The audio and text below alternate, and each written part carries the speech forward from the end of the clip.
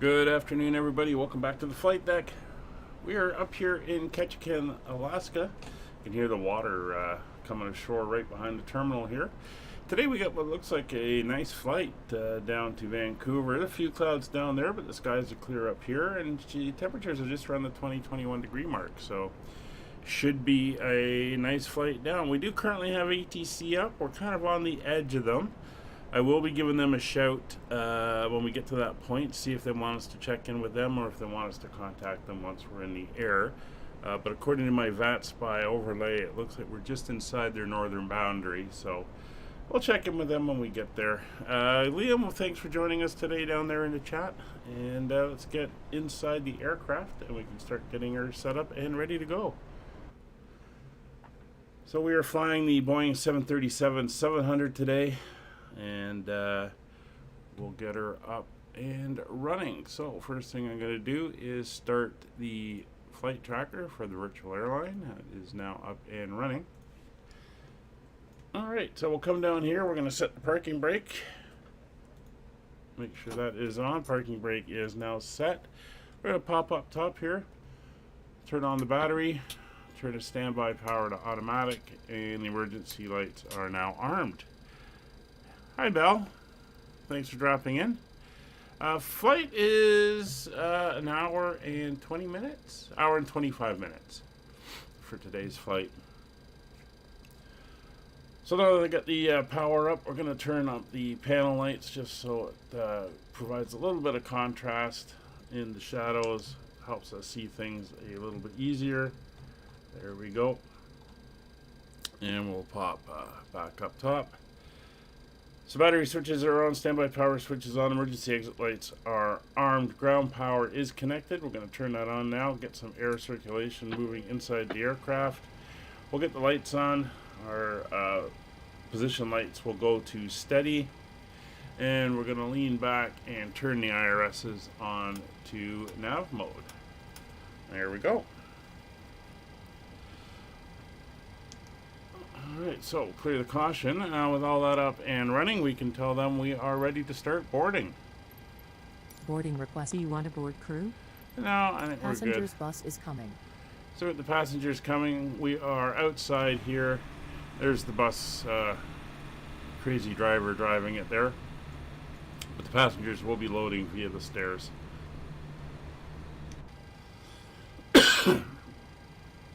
Sorry about any coughing. Still suffering a little bit from whatever I have. I think it's allergies. Just give me a second.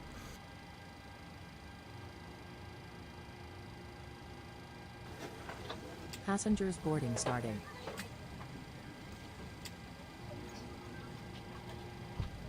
Alright, got that coughing fit out of the way. Alright, carrying on. We will come over here to the overhead once again. Passenger signs are going on. Electric hydraulic pump number 1 and number 2 are now on. Yaw damper is on. Window heats up top here. There's left side and right side are both on. We'll get the left aft fuel pump on, and we will fire up the APU. So the pressure light's gone out there. We're going to turn the APU on. We're going to wait for the low oil pressure light to come on. There she is, and we will start the APU.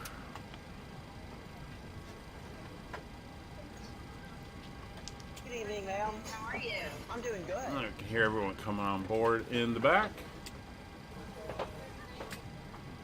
So everything else is looking good, and clear a couple of the messages there. This is Orbex's Ketchikan Airport. If we pop outside and take a look, there's people coming on board. You can see some of the general aviation aircraft we have here flying out of Ketchikan, the river that runs down into town. Of course, the airport here. Town's actually located down here, and you can see where the cruise ships are. That's where we docked when I was up here on the cruise ship. I remember going right by the airport here. Located on the seaway that cuts through. This is an island. I think you have to take a ferry across to get to the mainland from the airport.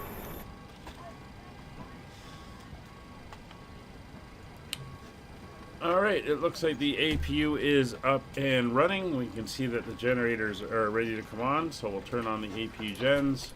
APU generators now on. We'll turn on the APU bleed air. Turn on the PAKTs. There we go. And the isolation valve is open. Time to come down to the FMC. That is that one. And we'll do our check. So our database is good until August 10th. Engine rating is good. Model type is correct. Come over to our position initialization. And we are going to do that.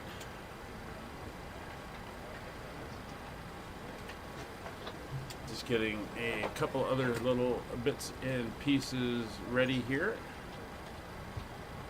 Always forget with Boeing that you can't just import your flight plan. It's not an option that's available, unfortunately, the way it is set up.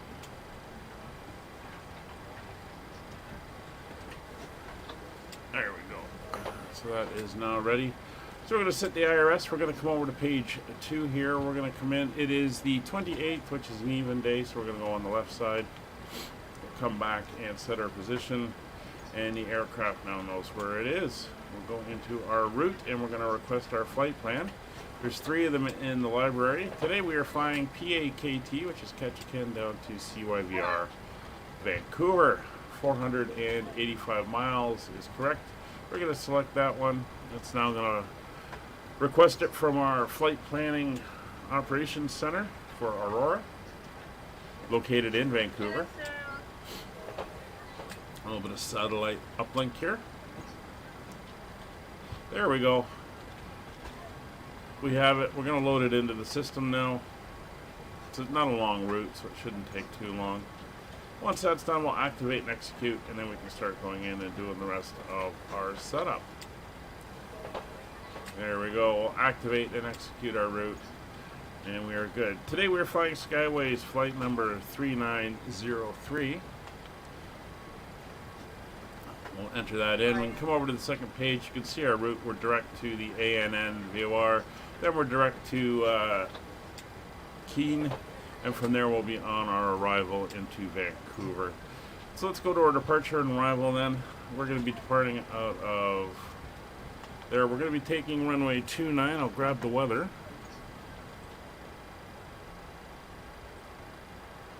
Oh, it sounds like all the passengers are now on board. Very short METAR, which is nice. It means the weather is nice. There we go there. Winds are 340 at 10. We're going to use runway 29. 10 miles of visibility. It is clear. 21 degrees and 3010 on the barrow. So there's your runway 29 we're going to take. We're going to be going off on the slow 2, which is basically a straight out climb. We'll execute that. Come back into our legs. You can see there we're going to climb out towards those and then we will make the turn towards ANN, and we can go back into our arrival. Weather down in Vancouver is currently favoring runway 26 right. So we're going to do the ILS runway 26 right, and we're going in. The plan is for us to go in on the Whistler 7. There we go. And we're going to be coming in, transitioning at, let's see,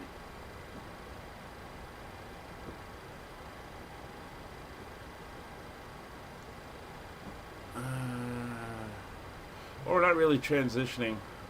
We're going straight in at Keene, so we're just going to fly straight down. Let's call it at Trena, since it is a straight in shot.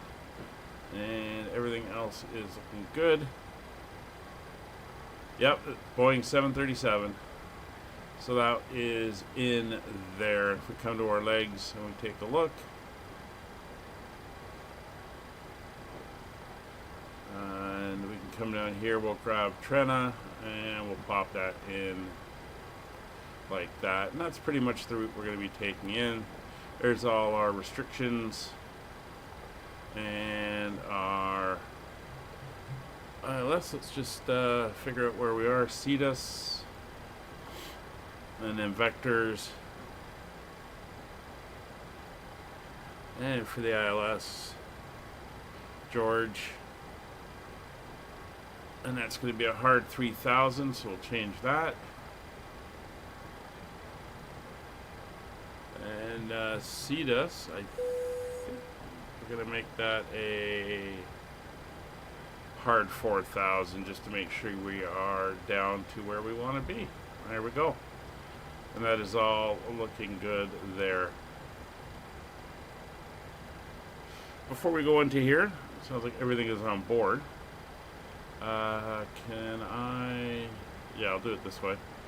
We're just going to go into our FS actions. We're going to enter in our numbers for our fuel and our payload. So our fuel today, let's get up to the flight plan, is going to be 5,998 kilograms. That is now entered in. And our payload, we are a single class aircraft, all economy. And we're only taking 90 passengers today. Fairly light, so we'll put in the 90. And if we come up to our weights, we should have an estimated takeoff weight of 53,316. You can see we're at 56, so we're a little heavy. So I'm going to drop, let's drop 1,100 out of the front and 800 out of the back. What does that give us? We're down to 54.3. I want 53.3, so I need another 500. So that will become 517 and 532. There's 53.3 for estimated takeoff weight. So that is all looking good there as well. Alright, so back in for our planning. Gross weight of the aircraft. My weights page. 53.3.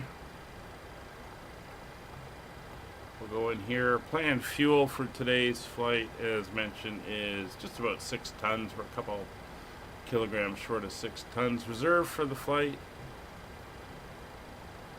will be 0.8 tons. Cost index for this is 25. Oop, no. Let's go back to our performance. Cost index of 25. Cruising flight level today is going to be flight level 390, as we're fairly light. Projected winds for our cruise averaging 173 at 7.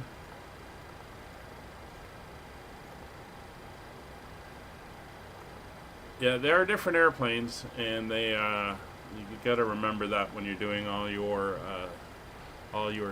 planning and all your stuff.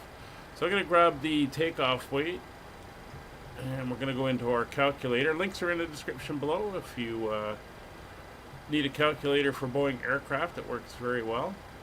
I'm going to go in for our takeoff calculation. Takeoff weight, we're going to set to, there we go. Airport is PAKT. Weather's loading in. We're going off on runway 29. Temperature is good. That's all good. I'll have it calculate all our numbers here, and there we go. So cell temp is going to remain blank. It's going to be a 20 N1 20K takeoff. We're going to be doing a climb 1 for our flight out today, our climb out. So that is all good. And our takeoff information, it's going to be a flaps 1 departure. Center of gravity is set, and we're going to have V speeds of 121, 122, and 129. 121, 122, and 129. Again, we're a fairly light aircraft today. So that's our takeoff numbers are all set in there. So we're going to come down to the radios, and we're going to tune in for ATC and see how they want to do this. So Vancouver Center is 1337.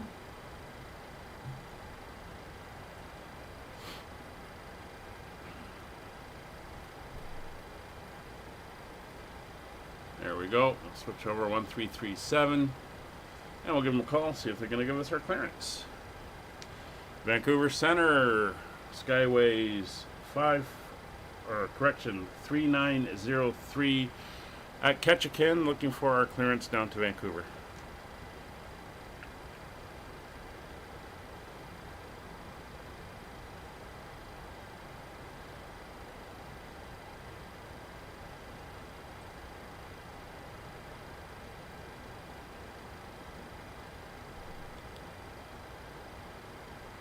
He has been on for a while. Hopefully he's still kicking around. Turn up our main panel brightness as well while we're sitting here on both sides.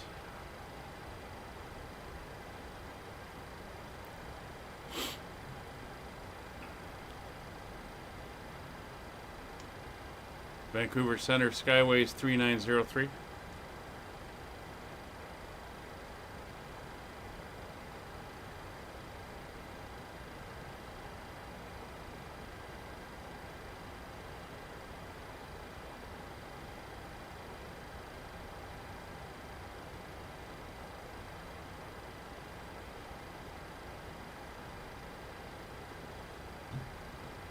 Interesting.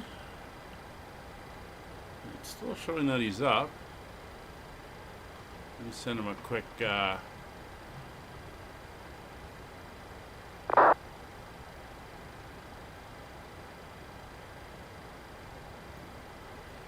message here.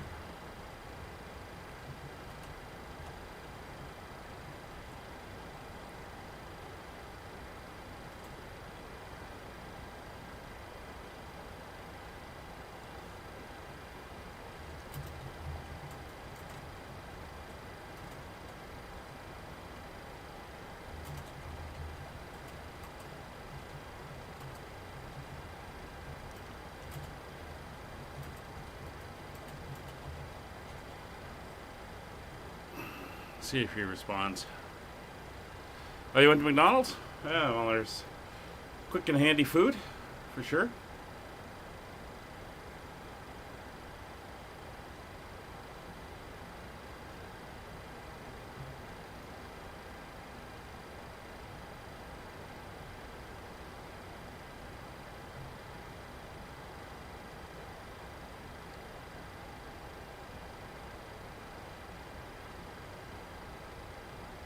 I did type a message to somebody.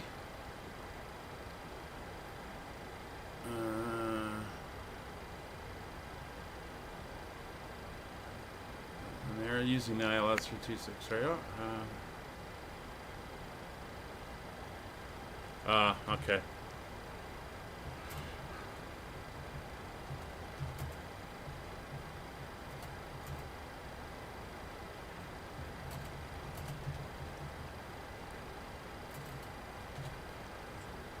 All right, so yeah, we're going to call him once we're in the air. So with that done and everybody is on board, everything has been removed and we are pretty much buttoned up, so we can carry on setting up. We're going to go to 310 on the barrel. Stole your chicken nuggets. I thought it was fries that were always the thing being stolen, but chicken nuggets, that's pretty severe. So there's 310 set on both sides and in the standby. Transponder we're going to set to 2000. We'll get that a new transponder code once we call ATC in the air. It's him sending me another message. Yeah, okay.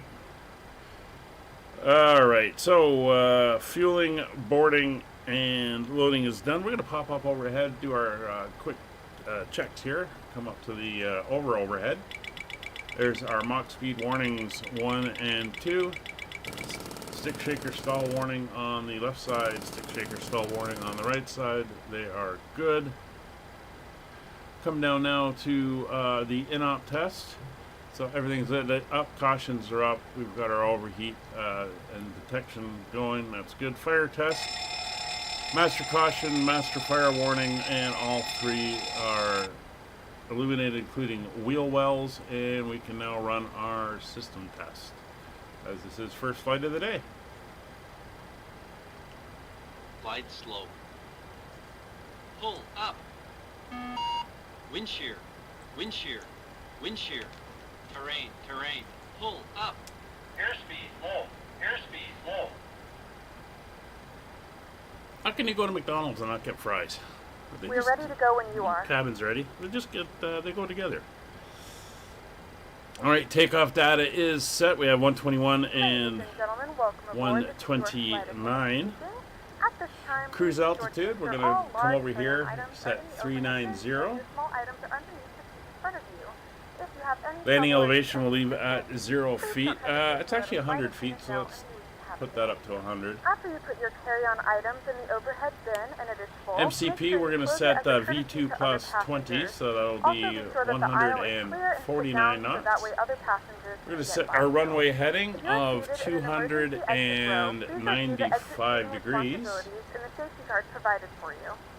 Please make sure that you are able and willing to perform these actions. There we go. If you're not, please let a flight attendant know so that way you can be reseated. And we're going to just dial right up to flight level 390. Again, we're going to be contacting him when we reach in, and we'll adjust accordingly at that point. That is 390. Come on, there it is. 390 set in the MCP. Flight directors are now on both sides. Good morning, ladies and gentlemen, and welcome aboard Flight 39. Radios, we're going to leave him in there. We're going to set 122.8. 1 hour and 25 minutes. Now that the cabin door is closed, please make sure that all devices is are set. in We'll switch airplane over to mode and your large Unicom. devices are now shut down and stowed. Please So, fasten your doors are seatbelt and closed. make sure that all tray tables and seat backs are in the full We are upright on the position for APU, departure. so we're going Cabin to come crew, over doors for here. departure. And we can look at our guys here. So we're gonna, all the stairs are away and everything. Wheel chocks can now be removed. If we go back over here, we can check our door page. All our doors are closed. Everything else is set, and we are good there. So we can go right into the FMS, and he can go over to our legs page. We are good there. We're gonna set up our NDs. I like my co-pilot to be on the rows with traffic on, and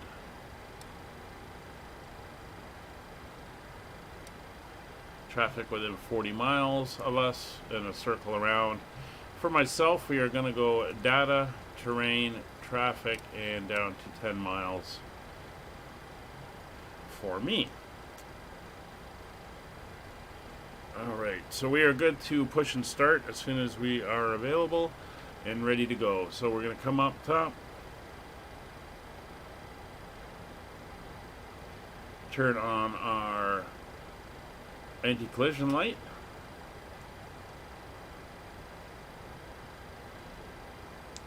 and call for our push. And we're going to go nose right, tail left. There he is. So we're going to go down, actually we're going to go down this way up the ramp to the runway, turn around, and then we'll be taking off to the north, since we're facing kind of eastwards right now. Hello, Captain. We're ready for pushback. Very good.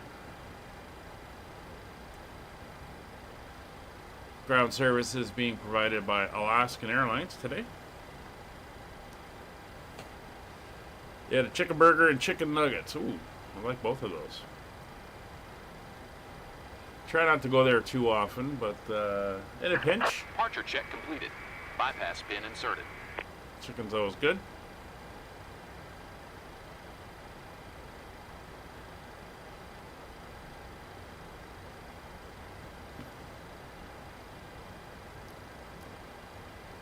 There we go, just reset our gimbal there.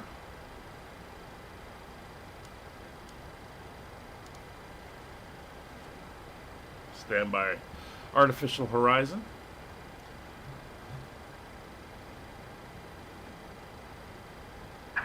Locking gear. Now we're going to tune in the Nvidia. It's 117.1. So we'll quickly pop down here to our thing here. 1171 is a VOR frequency, and that will come in. Well, it's already coming in now, and it's showing we're 18.3 miles from and we're ready for our push. And frequency is set. Ketchikan area traffic skyways 3903 on stand 3, push and start facing south Ketchikan. So we're going to go tail left.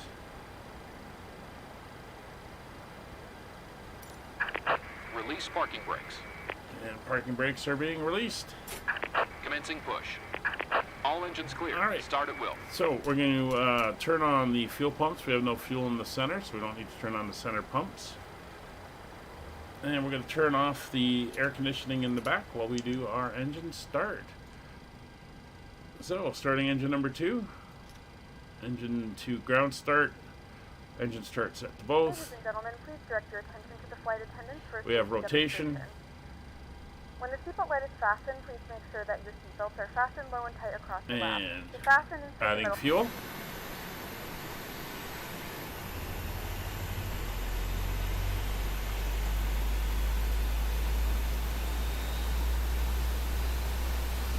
Jesse J. Who's Jesse J?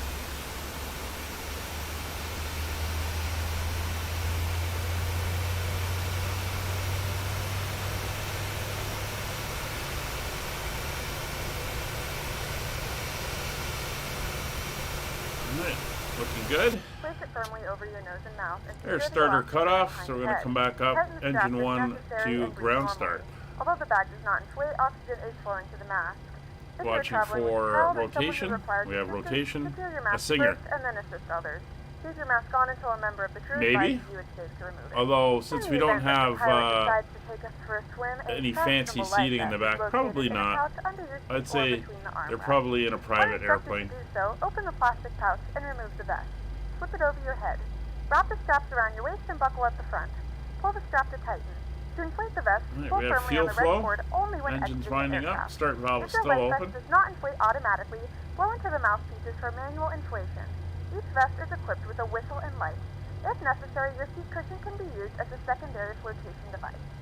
Please securely stow your personal items.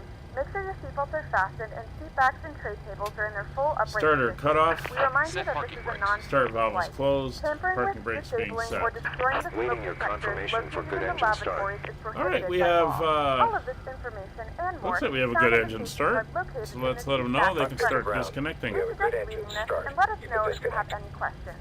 Thank you Alright, for so flying with here us, we and go. hope you enjoy Generators your 1 flight. and 2 are now on. Both sides. Engine 1 and 2 start switches to continuous. Probe heats now coming on both sides. Engine anti-ice not required. Engine bleeds 1 and 2 are now on. PAKTs are now coming on. Get some airflow in the back. Recirculation fan to auto. Unlocking gear. Isolation valve to auto. APU bleed is now off. APU is now off. And there we go. So we're going to go flaps 1. Flaps 1 selected. Tow truck disconnected. And Bypass it's pin in removed. motion. Left is clear. Right is clear. Elevator trim, we want basically 6 units of trim. So if we look over here, we're currently about 4, 5. About 6 units of trim is set. Now do flight controls, go into our systems page. It's full left, full right, neutral, full forward, full back, neutral, full left rudder, full right rudder, neutral. Engine instruments taking a look. Everything is looking good. We'll now put those numbers up on the top. We're going to be going off heading select and level change. Auto throttle is now armed. Warning recall checked and everything is clear. Alright, coming up, taxi light is now on. Auto brakes set to RTO. Ketchikan area traffic. Skyways 3903, taxiing runway 29er via Alpha, holding short 29.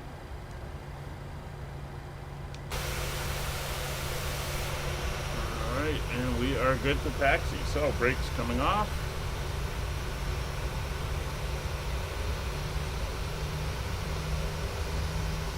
And here we go.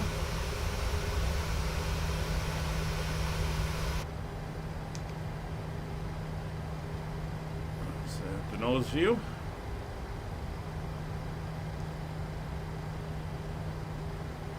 If you ever do get out to Ketchikan, it is a very colorful place. Lots of, you can see over that way, lots of history and lots of things to do. It's pretty cool.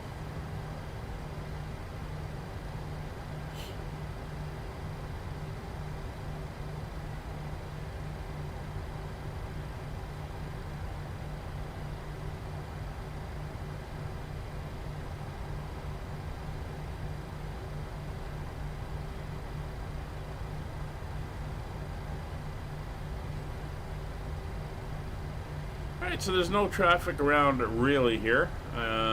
We should be good to just roll up onto the runway. So in advance of that, we're going to come down here. We're going to turn our transponder to TARA. That puts the, or the TCAS TARA puts the transponder on. Weather radar is not working. That's fine. We have the terrain radar on. We're going to come up top. We'll get the landing lights on, turn off lights on, taxi light off, and make sure our position lights are set to steady and strobe. And it's daytime. We don't need wing lights or anything like that. We are very visible. A little bit of power to get up the hill.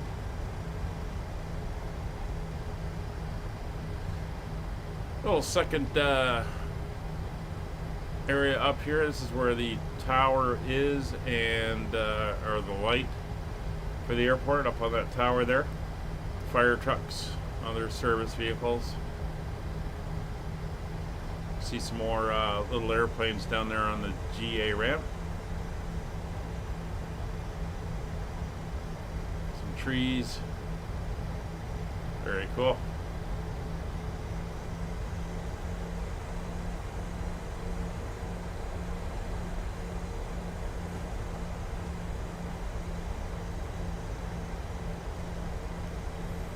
Working our way up this hill here.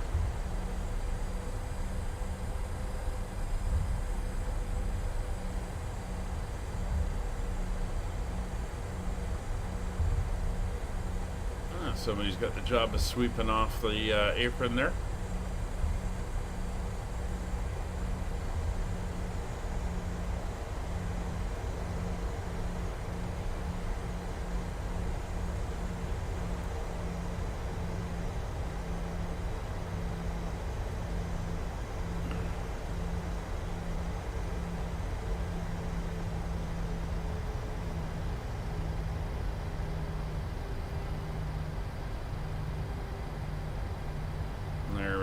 Ketchikan area traffic, Skyways 3903, take position runway 29er.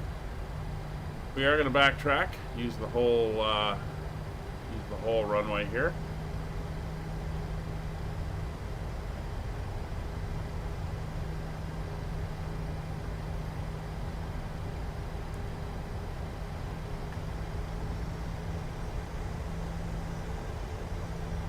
Not really a turnaround area, but this is a small airplane, 737. We can turn around within the width of the runway. Have I been to Newport, UK? No, I have not. I'm not even exactly sure where that is. I've been to the UK a number of times, but Newport's not sounding familiar.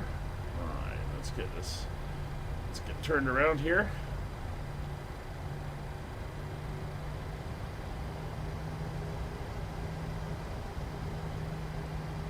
ourselves facing in the right direction.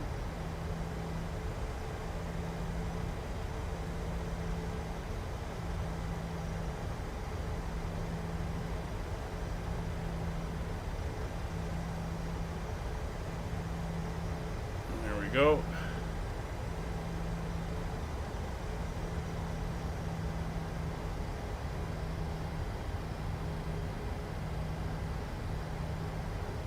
Oh, near Cardiff, so on the Severn and the Bristol Channel. Okay. No, I've been to Cardiff and I've been out that area in Bristol and stuff, but I haven't been to Newport. No. There we go. We are lined up. Alright, so fuel full is good, V speeds. We can come down and do our confirmation. We have 121, 122, 129 is set, MCP is set, nav data is checked, radios are set. Position lights are strobe and steady, taxi light is off, landing lights are on, and turn off lights are on. Strobes are on, transponder is set, TARA, traffic is on, clock is running, runway is confirmed. And we are good to go. So, engine's coming up to 40%. Engine stabilized. Ketchikan area traffic, Skyways 3903. Departing runway 29er on the Skull to departure, Ketchikan. Alright, here we go. Brakes released. Takeoff power set.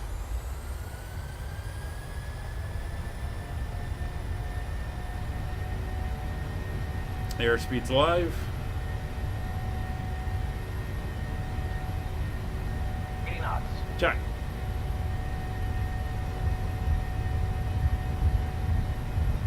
Lead 1 tape. Back pressure. And up we go. Positive rate of climb. Gear up.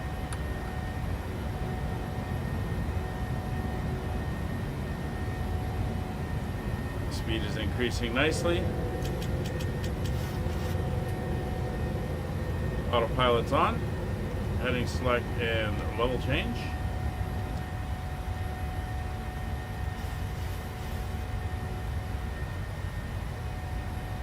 Keep climbing out on our track of 295. There's the cliffs there. Want to make sure we get past them.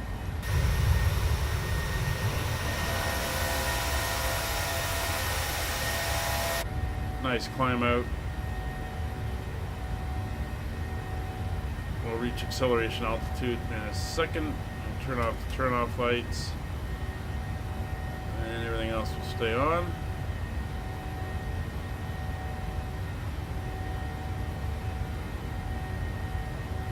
There's 3,000 feet.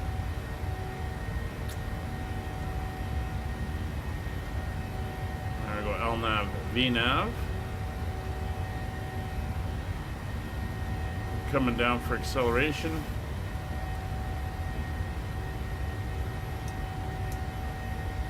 Engine starters are off. Through flaps up speed, so flaps retraction.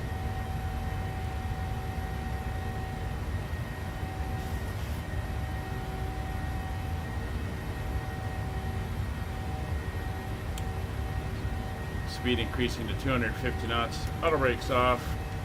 Gear is off.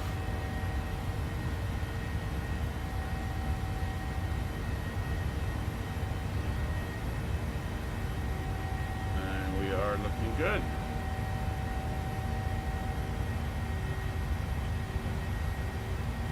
So there's us through 6,000 feet. So let's pop down here. We're going to come over to our leg page. And no point going right out. We're going to self-clear ourselves to Ann. And we will execute. We are in LNAV and VNAV, so we're going to start making that turn now. 7,500 feet puts us above the terrain, so that is not a worry. And at N, we will contact Vancouver. And oh, that's interesting. Like Oakland Oceanic over the Pacific has just come online. We'll see them that often. Liam, I'm not sure what Barry is.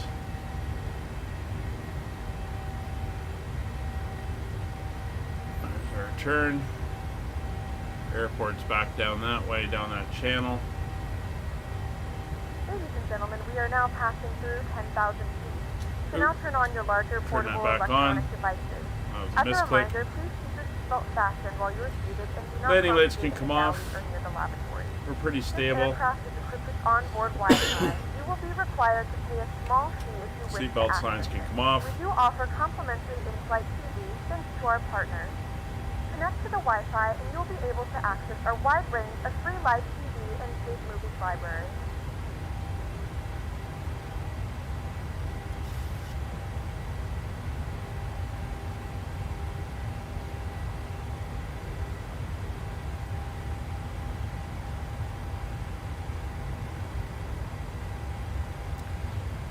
It's near Cardiff. No, it doesn't sound familiar. Sorry.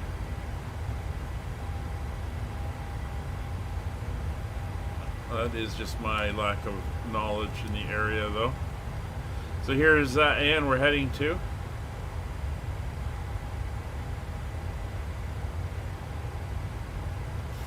It's about 20 miles away.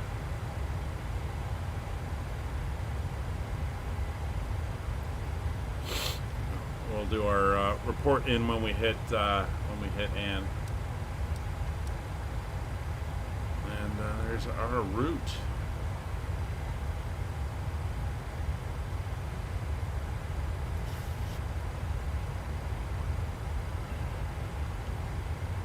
It's 15,000 feet.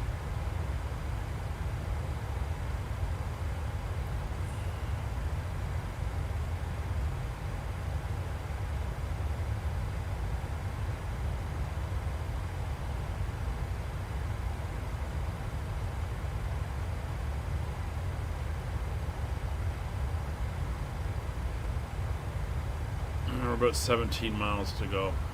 So we got a beautiful day to be out flying. Everything is looking really nice.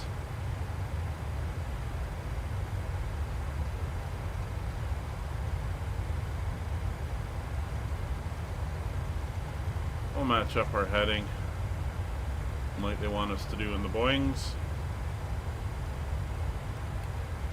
And we'll switch over to standard pressure now as well as we pass through 18,000 feet.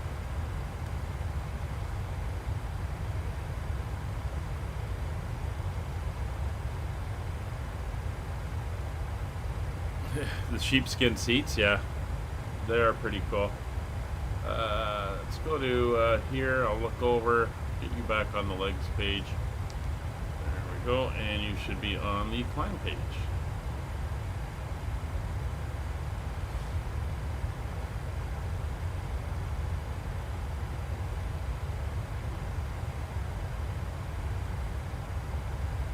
Alright, we're going to switch over now. Virgin Series 7 Cross 31, follow Alpha and Foxtrot to Charlie, hold short of 26 left. Cross 31 and follow Alpha and Foxtrot. Roger, that's the Virgin Series 7.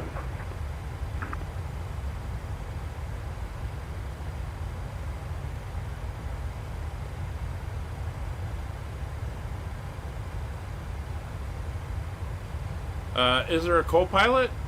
Yeah, Roger.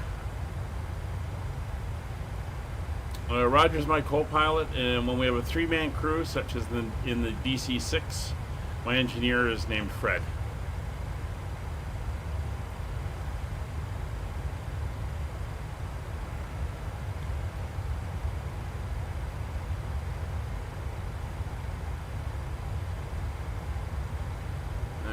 Through 24,000 feet. Vancouver Center, Skyways 3903 at the Annette Island VOR, climbing through flight level 2464-390. Skyways 3903, Vancouver Center, Hawaii, Squawk 0746. Squawking 0746 for Skyways 3903. So 0, 7. Whoa, a little bit of a bump there. 4-6.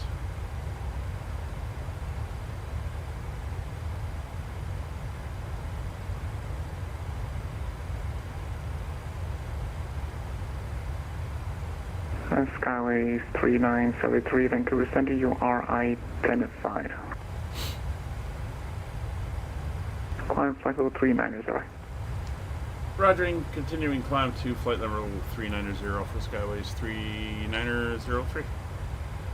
On pass CAD 3125, turn right, heading 340, descent 2000, vectors to final. Right, 340 and down to 2000, vectors to final. Virgin 007, call me airborne, wind is I didn't see what you typed there, 6, clear for takeoff, Liam. 26 left. Clear to take off at 26 left and advise when able. Virgin 07, Roger.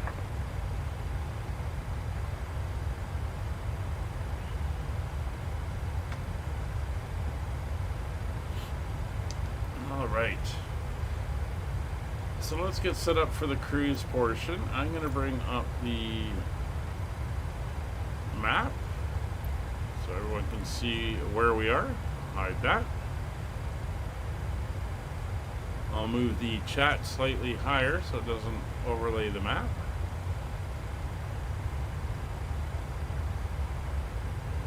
There we go.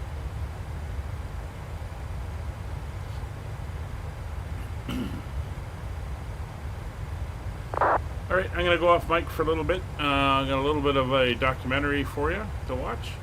And we'll be back on for briefing and descent down into Vancouver. You may hear me talking with the controller as well. But I'll be in the chat. So we'll Pass CAD 125, turn right, heading 040, clear ILS 07 approach. and we'll go to this view here. Nice view of the mountains ahead. And we'll be back shortly. Vancouver Center, Virgin 07 at 1500. Virgin 007, Vancouver Center, you are identified, climb 16,000. Climb 167 for Virgin 07, Roger.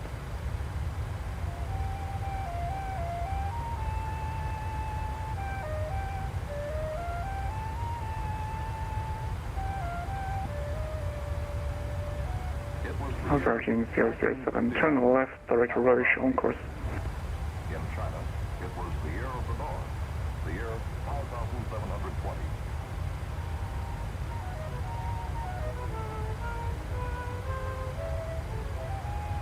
Turn left to Roche, Virgin 07, Roger. Even as man probed more deeply into space, this world was shrinking beneath his feet. 1959 was the year 2 million travelers took their first giant steps across the skies of Earth by jet airliner, the shining silver conveyance which has been called the greatest revolution in transportation in all time. In the years since, the jetliner has come to connect every continent, every major city, and is now a part of the daily lives of millions of the people of the Earth. This is how it began, the first year of the jet age. The 707, year 1. And Jazz 273, Vancouver information, Foxtrot, altimeter 3005. 3005, we'll pick up Foxtrot, Jazz, that's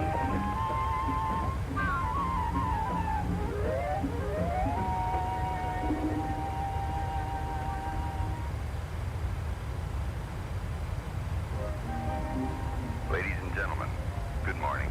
This is your captain. Welcome to the jet age. We're cruising now at Virgin 07, climb 17,000. 0.83, or about Climb 17,000, Virgin 07. On our flight plan today, we'll be covering 4,800 miles in 8 hours, and we'll be in smooth air above the weather, cruising in sunshine all the way. Pascal 3125, This aircraft is The the atmospheric 707 wind Intercontinental. showing It's the largest jet airliner in the world. 180 at 11 Incidentally, is the first one 07 of these first big acceptable jets free. made its initial flight as the year 1959 began. It was January 11th. 3125 in that Seattle case, weather was wind not ideal for a first flight. 180 at 11, clear line 07. Clear to line runway 07, pass scan 3125.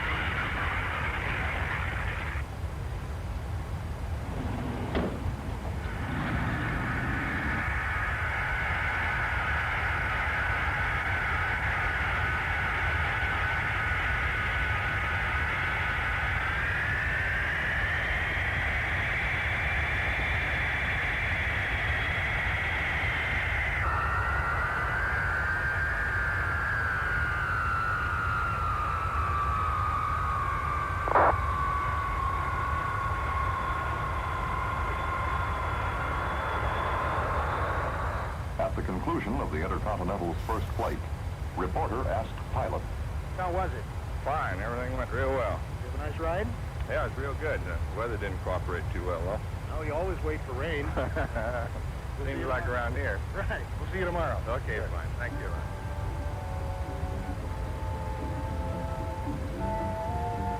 when tomorrow came, the weather was more cooperative. Flight test, you read 7 on 4.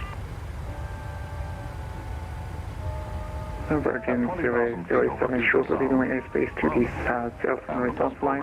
Fluent service terminated mod Honeycomb 122.8 for Flight test, you read 0260. Monitor Honeycomb, Virgin 07. The chase plane pilot observes and records through a camera on his helmet.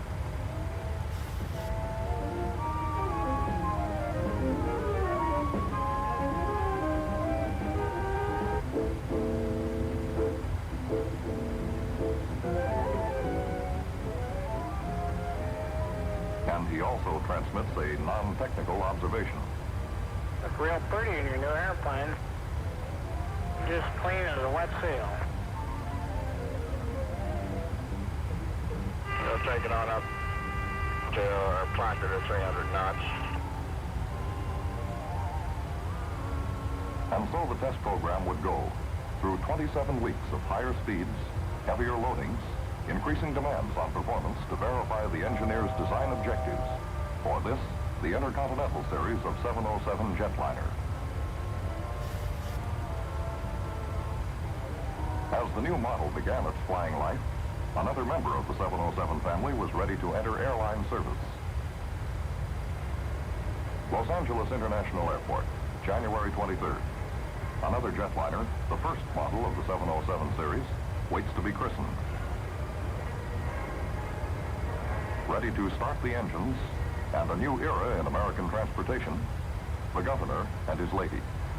I christened this airplane the 707 Jet Flagship California. When I press this button, the engine of the current scheduled passenger plane ever to fly across the United States. Just 273, it is on 7000. Godspeed, Jet Flagship California.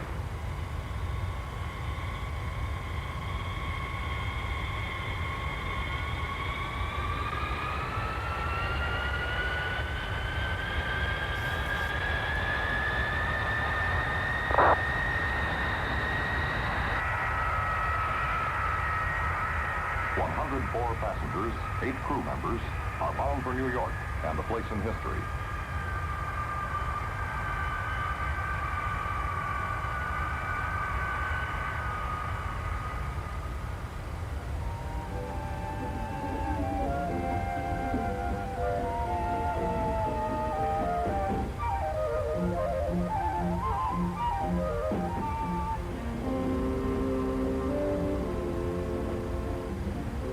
Pascal 3125, welcome to Abbott, Veronica, left on Delta, left Charlie, cross 01, apron your discretion.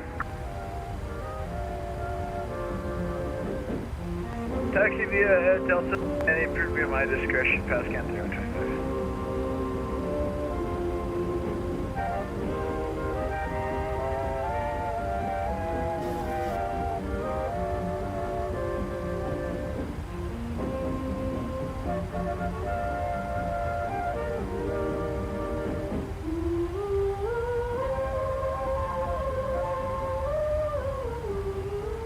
On this day, the river of Huckleberry Finn was only 2 hours from New York City.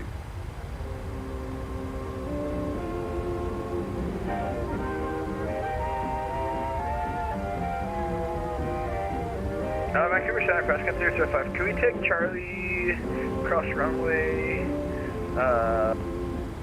01 and Alpha to apron 1? Yeah, Pascal 3125, that's the clearance I gave you. Charlie, code 01, then apron your discretion.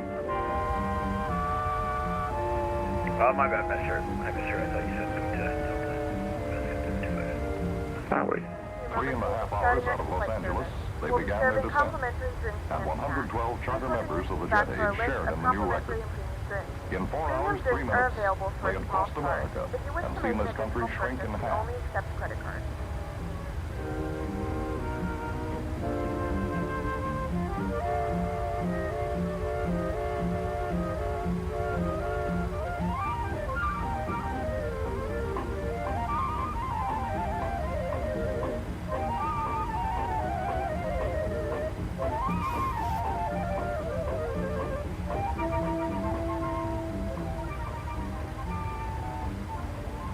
As American Airlines began 707 service, Pan American was completing its 3rd month of jet operations from New York.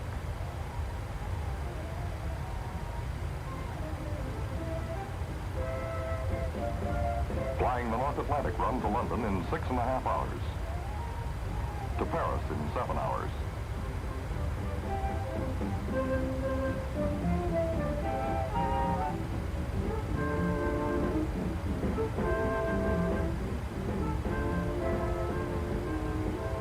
In these first 3 months, more travelers have come to Europe in a single jetliner than by the Queen Mary. I'll probably signing off within the next 10 minutes. Delivery of more 707s, Pan Am began service to Rome.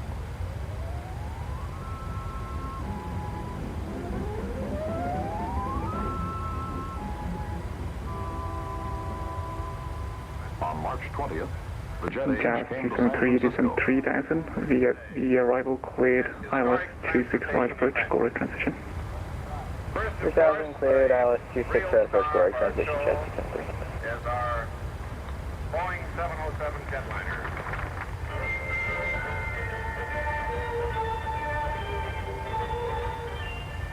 Next on the stand, the president of TWA. Thank you very much.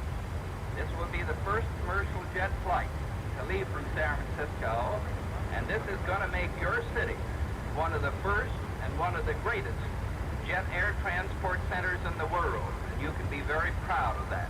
In 4.5 hours from the time that we take off, we'll be in New York.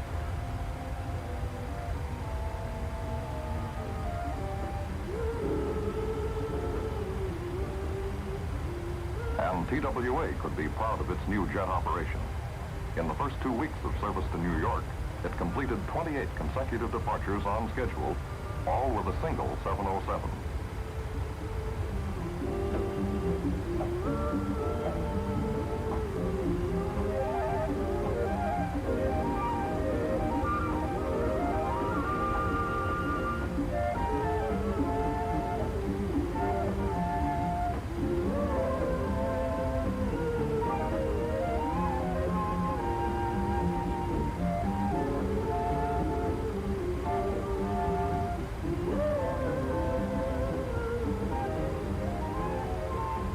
Western businessman could be a coast-to-coast commuter, have breakfast in San Francisco, business luncheon in Manhattan, and home again, all in the same day.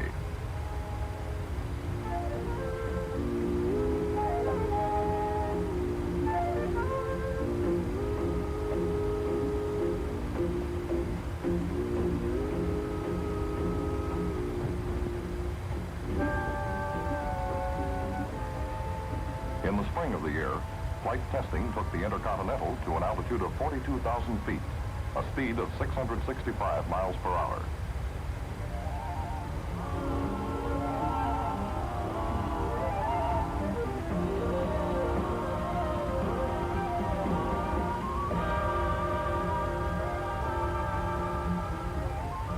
The airplane took its punishment gracefully and proved again the integrity of its structure.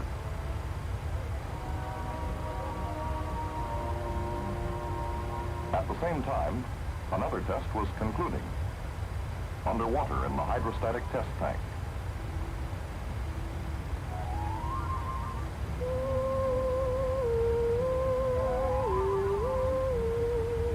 In a year of hydro-fatigue testing, the pressurized cabin of the jet transport had undergone 50,000 flight cycles, equivalent to more than 40 years of airline operation.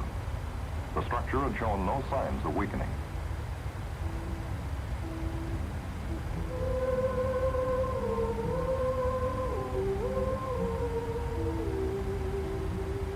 In the month of April, the body was purposely sliced open in several places to see if the skin would rip.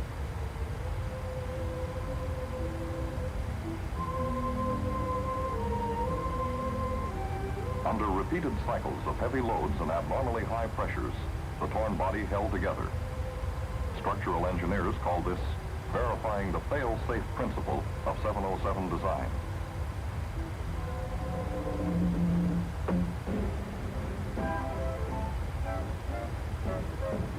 In the heat of the California desert, April was the cruelest month.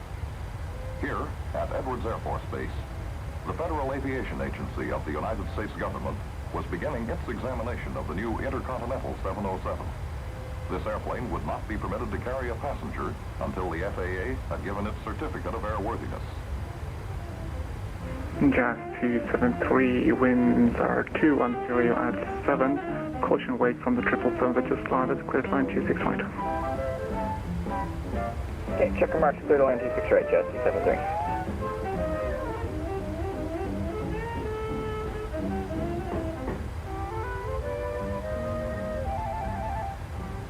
It was not the first desert trial for these flight test men from Seattle and Washington, D.C. A year before, they had written the rules for jets in the test program for the first 707s. Now they were putting it on the line with the biggest one, the 707 Intercontinental. This airplane must prove its designer's claims for all the Intercontinental 707s yet to come.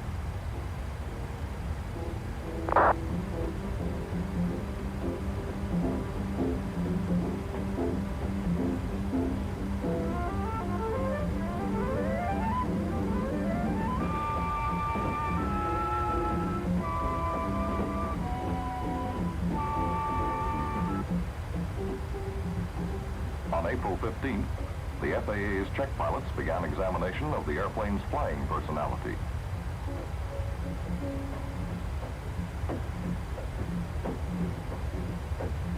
What these men cannot see, other eyes will detect, as the airplane's every nerve and muscle are measured in numbers.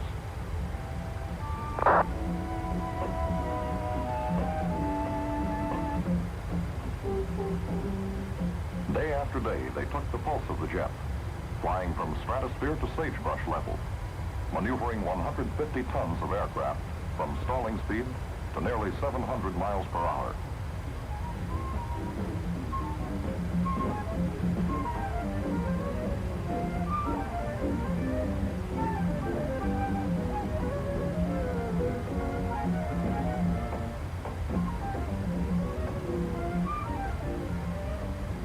On the ground, the second Intercontinental was taking the test for rejected takeoff. At full takeoff speed, they hit the brakes. How much runway to stop 150 tons, traveling at 150 miles per hour? In 3 weeks testing, they got their answers. This airplane could make a safe stop, weighing 9 tons, more than takeoff maximum.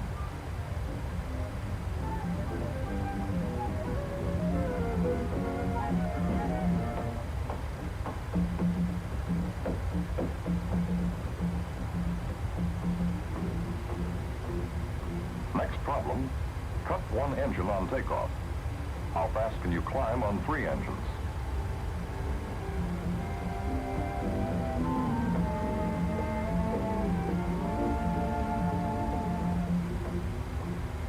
Next morning, you will deliberately set the flaps wrong, pull the nose up too soon. What's the recovery time?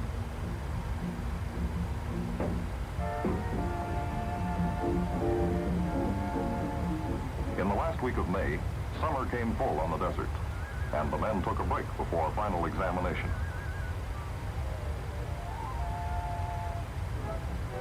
Skyways 3903, Vancouver Center closing shortly, Sullivan service terminated, Martin Unicom 122.8, bye-bye. 63,000 pounds of thrust.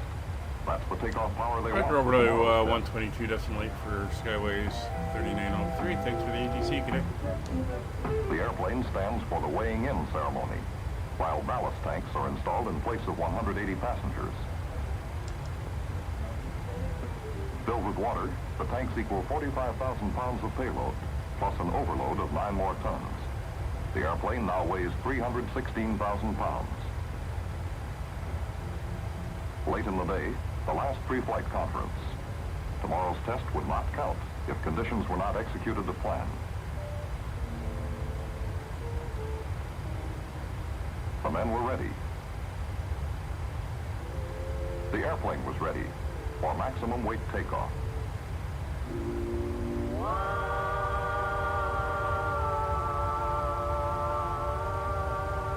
The morning air was cool and calm. Conditions were ideal. The final test could be made at 316,000 pounds.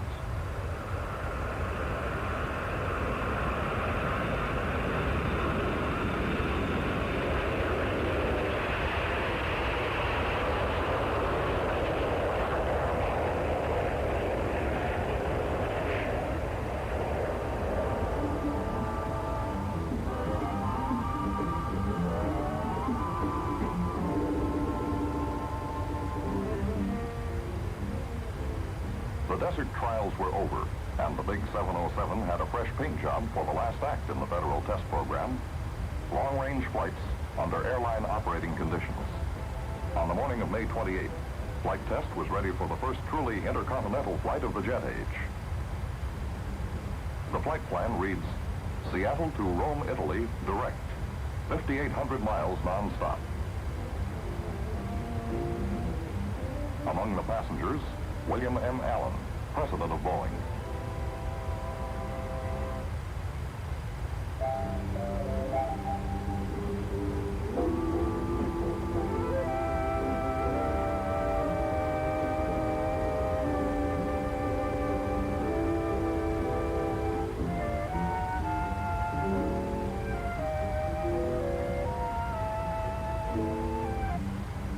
"39,000 feet over Canada, power was reduced to long-range cruise. Airspeed, 550 miles per hour.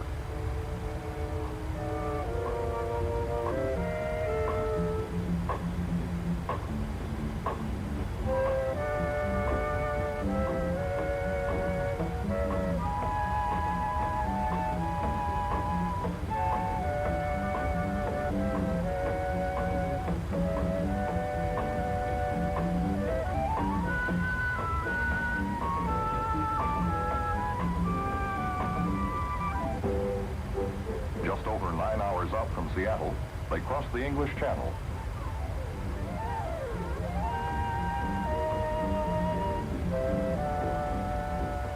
The Swiss Alps behind them, it was downhill over the Mediterranean and the letdown for Rome.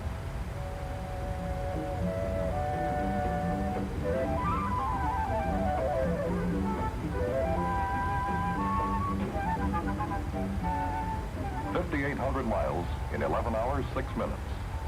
Here was a record for president and pilot to enjoy with a new airplane, and a record to share with an old jet back home.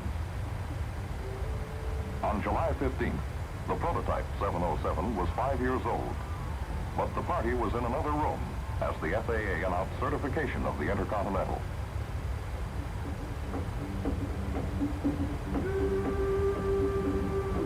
Five months of testing had paid off. After 379 hours of flight, the Federal Aviation Agency had approved the big one for airline service. Pan American named its first Intercontinental Jet Clipper Liberty Bell.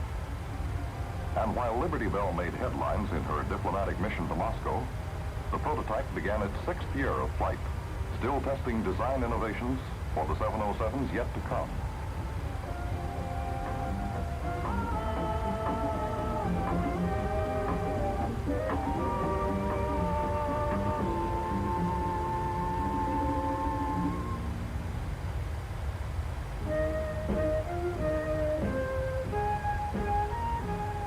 29th. Australia's overseas airline prepares to launch jet service across the Pacific Ocean. I named this aircraft Pretty Panda, and may God bless all his flying care.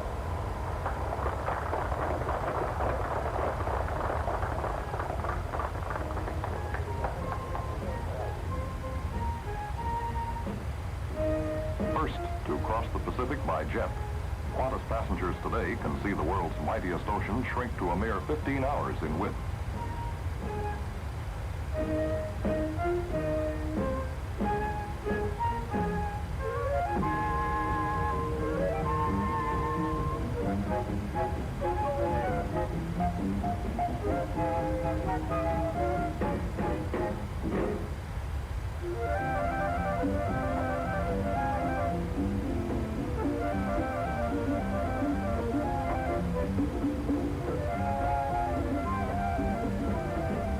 In the summer months, Continental Airlines brought jet service to more of America and set new standards for efficient operations.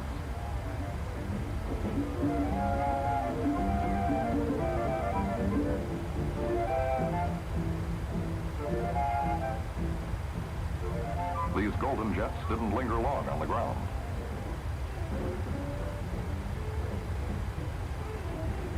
In the time required to refuel, they would deplane 100 passengers or more, tidy up in the cabin, and soon have new supplies going aboard for 100 departing travelers.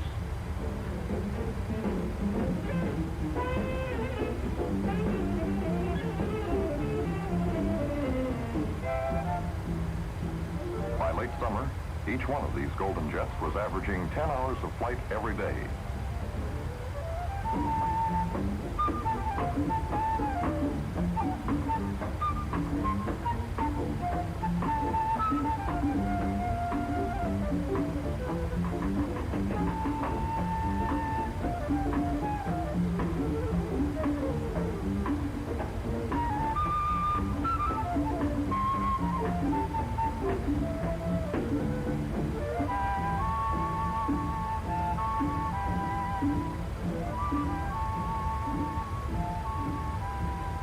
Skipping through daylight saving zones, passengers were arriving in Denver 10 minutes later than their Chicago departure time. And Continental held the record for the Los Angeles-Chicago run, 3 hours. On August 26th, intercontinental jet service began. There were curious new problems created that day in San Francisco. As the miles were shortened between cultures, it would seem that a man must learn a new manner of dress. And those flowers would be embarrassingly fresh when he reached London in 11 hours.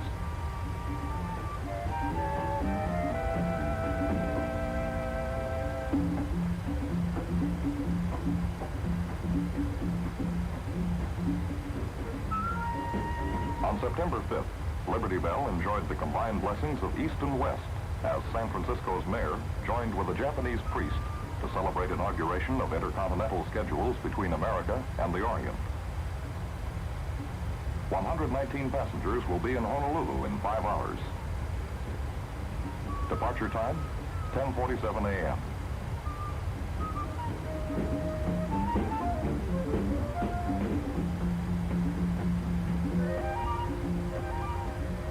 This evening at 8 o'clock Tokyo time, they'll see the lights of the Ginza, only 13 flying hours from the Golden Gate.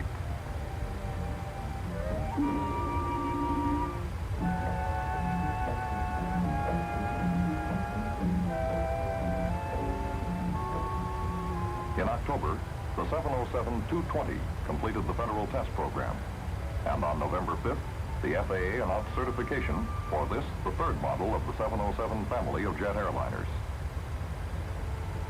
December 3rd, Braniff International Airways flies home to Texas with its El Dorado Superjet.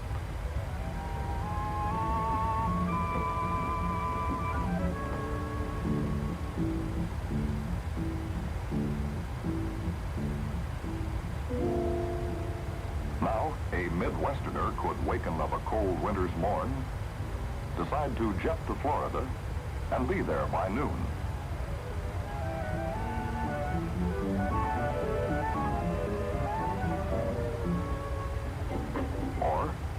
of the border for a summer fiesta, only a few hours from that cold winter's morning.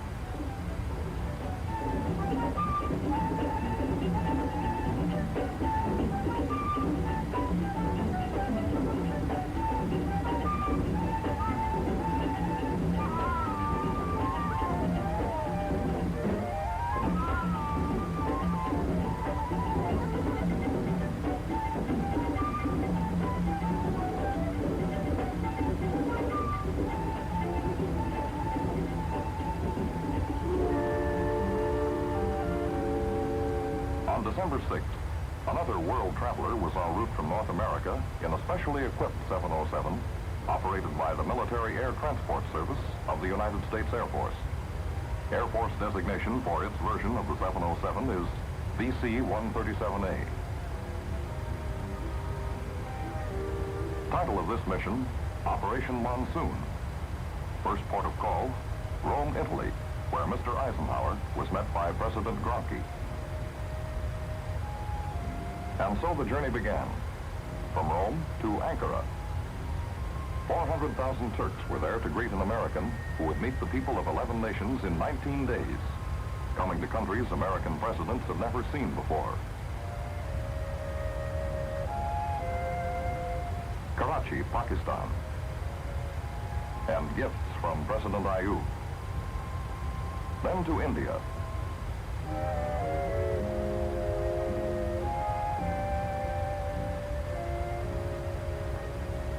Here, the dream of a Kansas farm boy was fulfilled as he stood before the Taj Mahal. Thence to Tehran and a talk with the Shah of Iran. 4 hours later, Athens, Greece. And when he bade King Paul good night, Mr. Eisenhower had covered the entire empire of Alexander the Great in one jet day.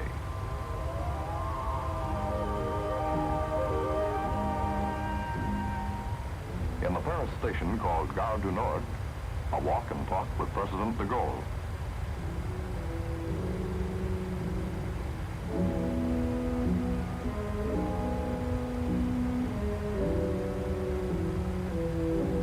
On departure from Paris, the VC-137's captain said, the 19-day mission could never have been without the jet. It would have taken more than a month. Then, North Africa. At Casablanca, King Mohammed V and 500,000 Moroccans, and mutual memories of an old war in their desert.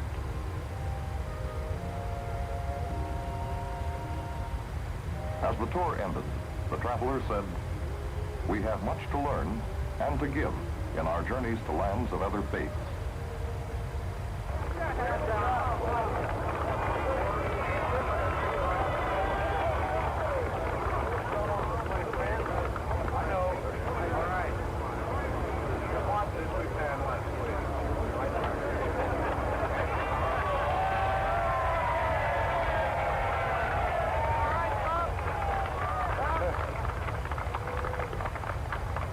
Folks, thank you very much indeed for coming out on this cold night to welcome my party and me back home.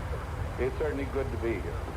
Now, I must remind you that this morning we had breakfast in Madrid, lunch in Casablanca, and now we are home at an hour which, by our getting up time, was 5 or 6 o'clock in the morning. So you can realize that this is not a time for a very erudite and informing speech. But I do want to just say the one thing. Everywhere we came, everywhere we went, people sent this back. A message of Merry Christmas and goodwill to all the people of the United States. And in that message, I join myself this evening. To all of you, everybody, everywhere. Good night.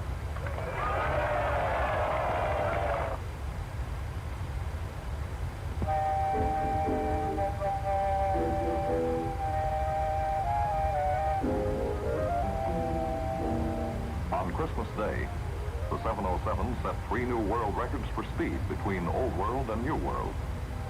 And this Earth grew a bit smaller yet.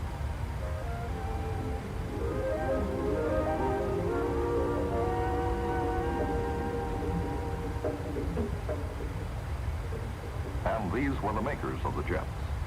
They could look back on 7 years of work leading to this year one. It was the year 1952 when their company decided to build the first 707, and they saw it fly in '54. Then there were 2 more years of test and proof before they saw the first airline order. Now they were building for the airlines of 11 nations. Work had begun for Irish International Airlines and for Western Airlines on the speedy new model called 720. They were shaping intercontinental 707s for South African Airlines and for Varig of Brazil. They were moving up number 102 for Deutsche Lufthansa. 101 rolled out the door as the year ended.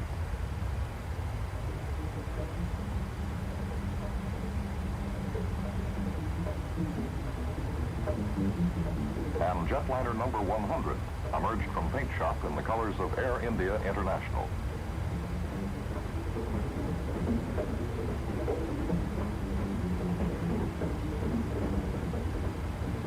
At year's end, the medium-range 720s were rolling for United Airlines.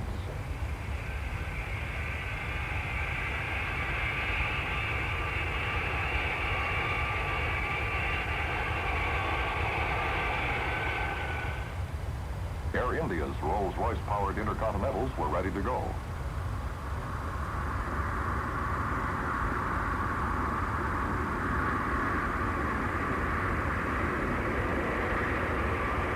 Lufthansa flew home to Germany in record time.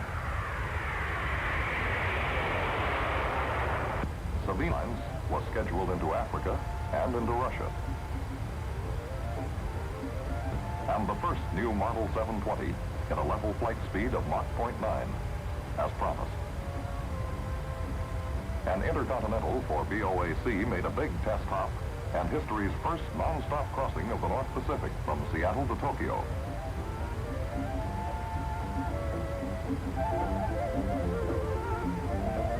Air France was ready for passengers.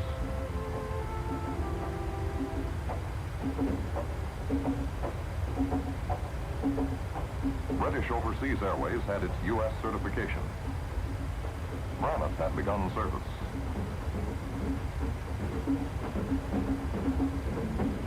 America's domestic front lines completed a year with 707 cabins 90% full.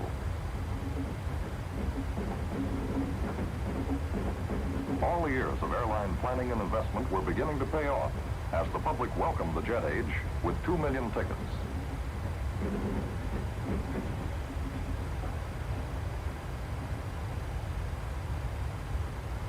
As the flight crews of Air France prepared for 707 service, a philosophical discussion took place. Have a date in New York over the weekend and return to Paris for work on Monday.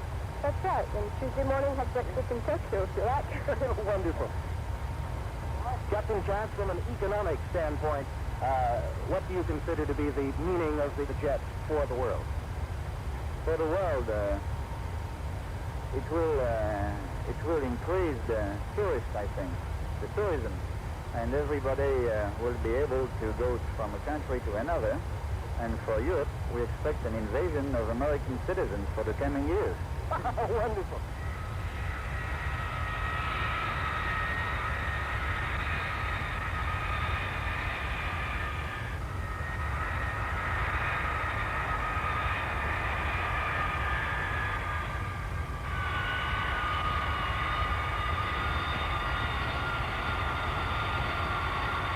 Now, that invasion could begin. A traveler could fly around the world in 40 hours. Now, you might take that giant step toward the horizon of your own dream.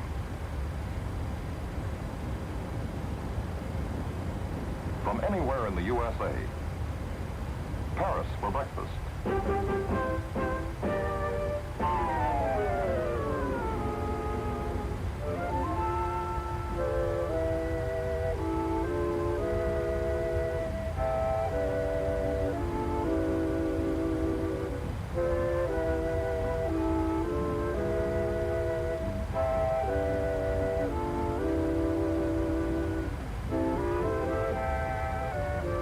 Lunch in Rome.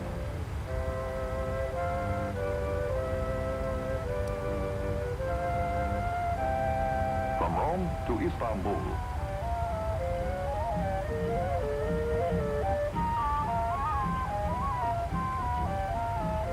Then, a flying carpet ride through the Middle East and down to Bombay.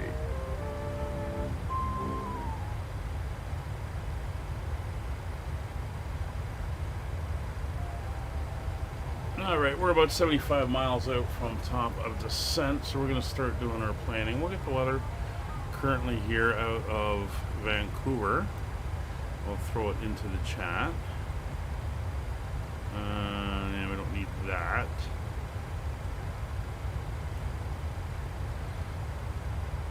So current Vancouver weather, as you can see, winds are 230 at 7, 20 miles of visibility, just a few clouds at 5,000 feet, scattered layer at 22,000.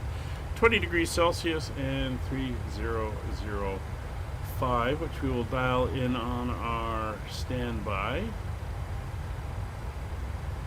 3005 is now dialed in. So we're going to be sticking with runway 26 left on the Whistler 7 approach that we've got planned in. And we can see, and since we've got a continual routing down to the intercept, we will dial in all the information that we're going to need for that. So it is an ILS. We're going to need to put in the frequencies and course. Runway course 263 degrees. So we'll get that put in now. There we go, 263 degrees. We'll come down here and we will I'll leave the marker on. We'll come down here and put in the frequency of 11195, and we'll throw that in there on Aurora 2. We're going to put in the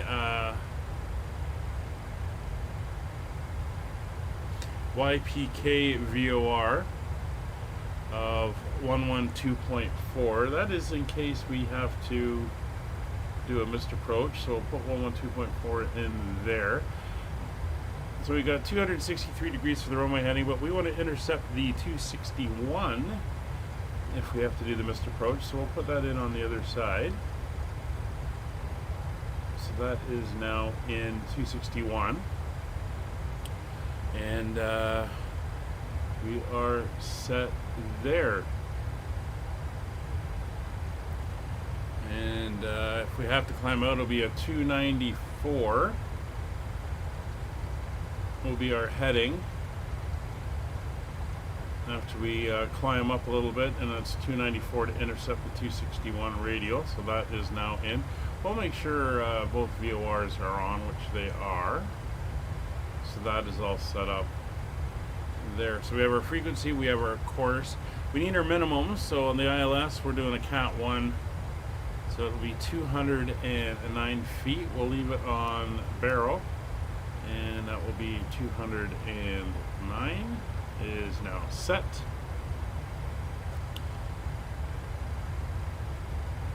Yeah, no problem, Liam. And if we come down here and we go to our fix, we're going to go CYVR26 right. Doesn't like that, so CYVR,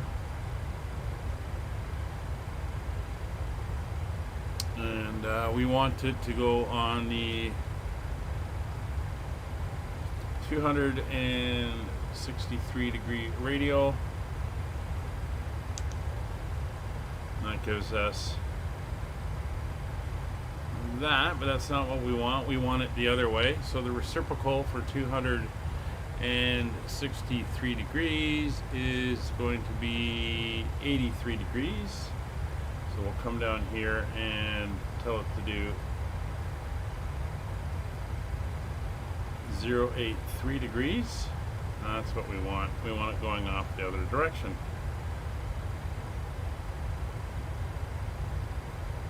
And we've got our 25-mile MSA in there as well. So we're about 40 miles from top of descent now, and we are in the cruise. Intercept altitude is going to be 3,000 feet. We're going to set 4,000. That's the last altitude we have before our break, where we vector ourselves. But I think we should be able to. Yeah, we got a long enough run there. We can dial this all the way down to 3,000. Then I'm going to remove the discontinuity. We'll go to our legs. And the vector here, we're going to take that vector out. Since ATC is offline, we'll just self-vector ourselves around. That's just going to put a little turn in there. So we'll be ready to go. As you can see by the map here, we're coming along. Vancouver Island, let's pop over there, is off over here. And you can see the famous inside passage that runs between the island and the mainland. Very scenic down there as well. So we're going to remove the map now, get that out of the way. I'll bring the chat box down to its normal position.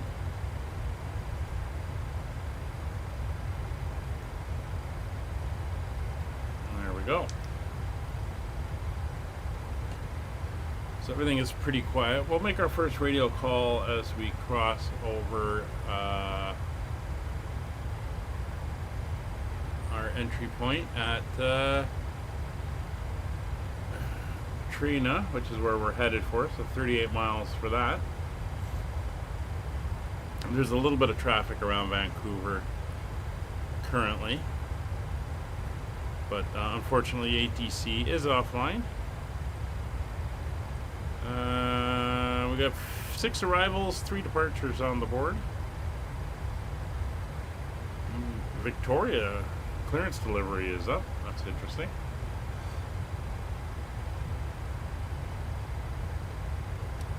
Alright.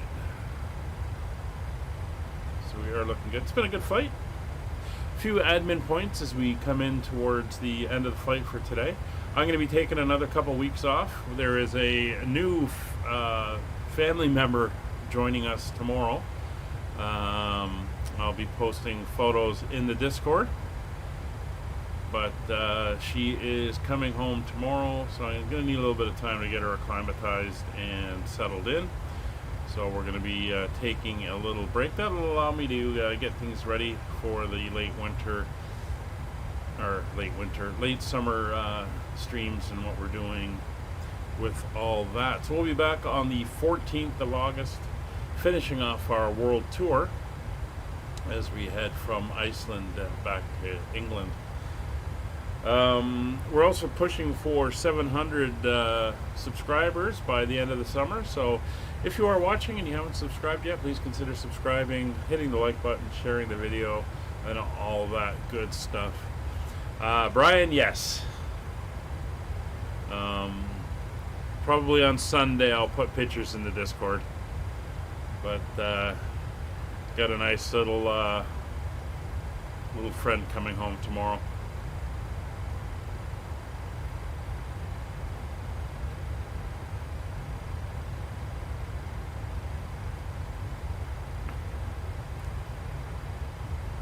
We're 22 miles from the entry point into the, Keene is actually the entry point into the arrival, but it's a feeder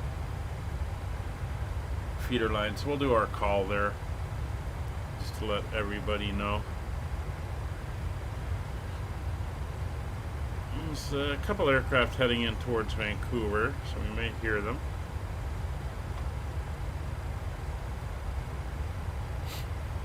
Cardiff to Amsterdam is recorded. I believe it will pop up when I've got a few videos coming out over the next 2 weeks, and I believe it is one of them. The Cardiff to Amsterdam flight, so yes.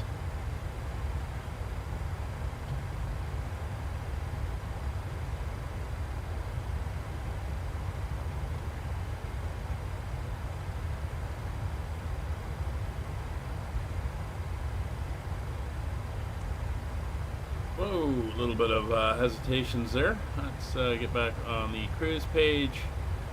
We are 3 miles to top of descent. We'll see this switch over. We'll get the profile, and we'll be starting down. Hopefully you like the livery, Liam. It's not the standard airline livery. So you'll see it when you see it, and hopefully you like it.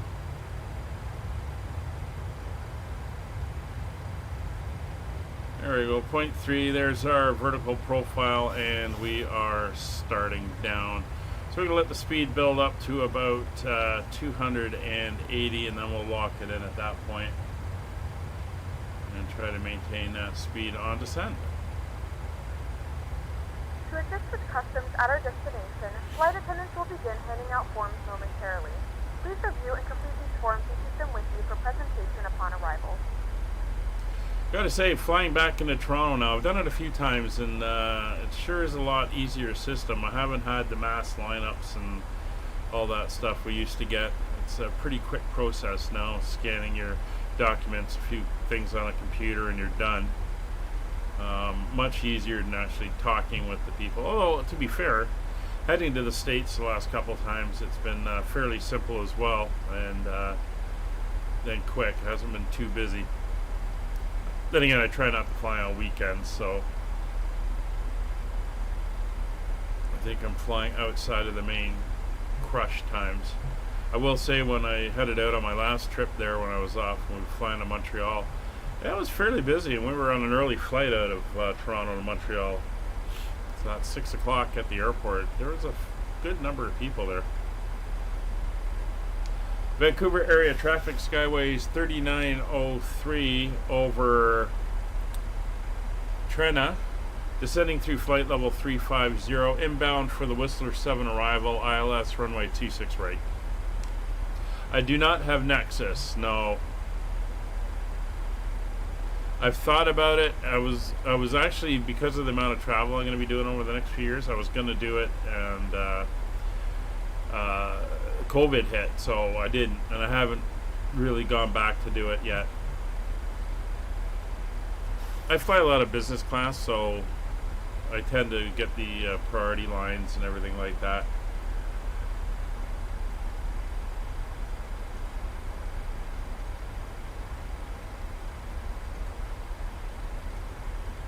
Now, we'll 280 on the speed.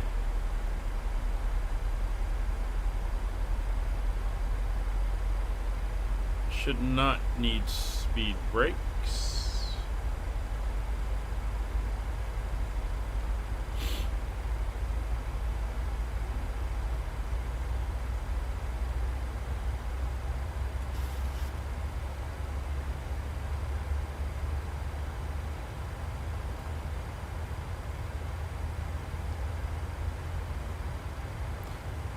Sorry, I'm trying to read what that says. Is turbulence on the fails? No, turbulence is a separate setting.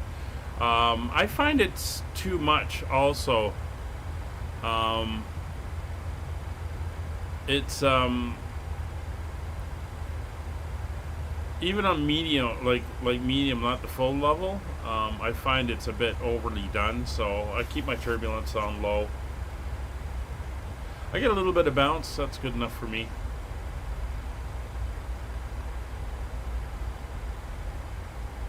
And there's 30,000 feet. So our first real restriction is down at Omsov. We have to be at 250 knots and between 14,000 and 10,000, which we can actually see.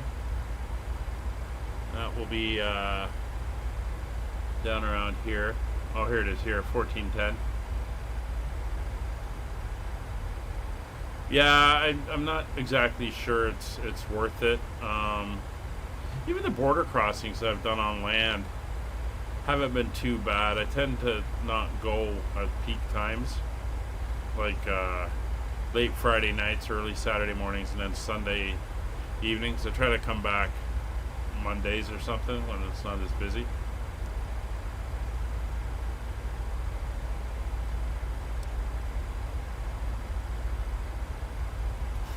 Alright, well, we're looking good. Coming down over the mountains. Then towards the big Vancouver Delta, which is down over here. There you can see Vancouver Island off here. Vancouver Island, if you ever get a chance to go, lots of places to explore. There's some parks, you've got mountains, you got fishing villages, whale watching, all kinds of stuff there. It's a really, really cool place.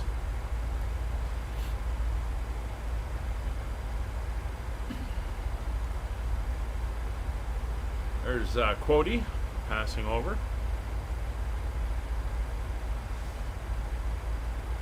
26,000 feet. The thing with Nexus, and I don't know if they still have to do it, but you had to apply, and then you had to go to, I think for me it would be down in Rochester. I'd have to go down to do the final thing for it, and it was kind of like, oh, that's a bit of a hike and border crossing both ways and blah blah blah. I don't land cross the border that often anymore. So 25,000 feet. Let's get the seatbelt signs on in the back. Make sure everyone is good.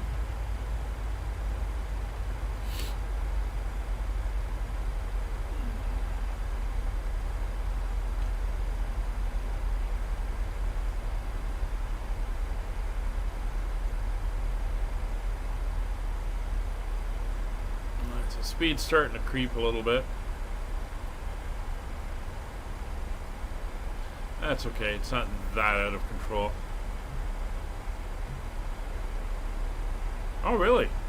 Well, they may have changed it, and I don't know. I haven't gone back to look. I just seem to remember saying you could apply and everything, and then you would have to go to an office in the U.S. to do the final interview. Which for me was Rochester. But that was back in the,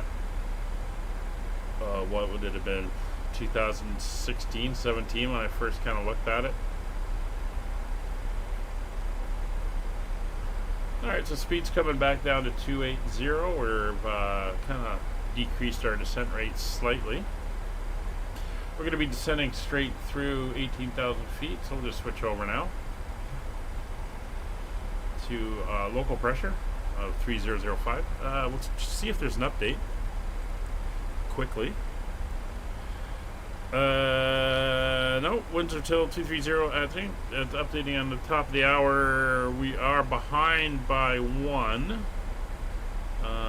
We'll see if it updates when I get a little bit closer.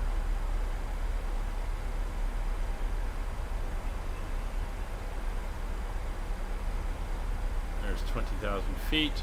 We'll make the call here. There is another aircraft inbound, although he's a lot lower.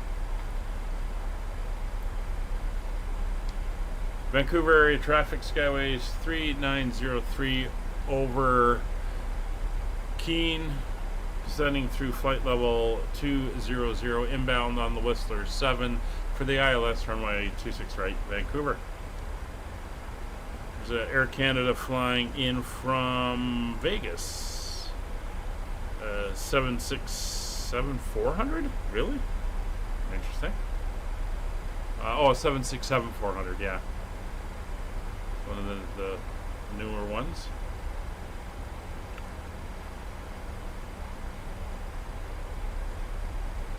Alright, so speed's holding good at 280. We are going to have to slow down to 250 by OMSEV, which is kind of just on the other side of these mountains here.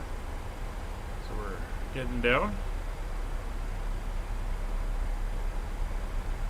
Again, not sure how much snow would actually be on the mountains. Well, it's not as hot out there. It's only 20 degrees in Vancouver.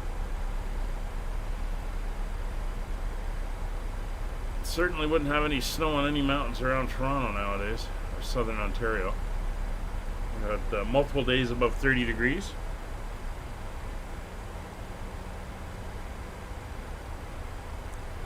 I think it's 31 right now. Don't know what the high it got up to. We're under a heat warning. No rain, though. No rain tomorrow. Tomorrow morning, and then it's to clear up. That'll do wonders for adding to the humidity for the day.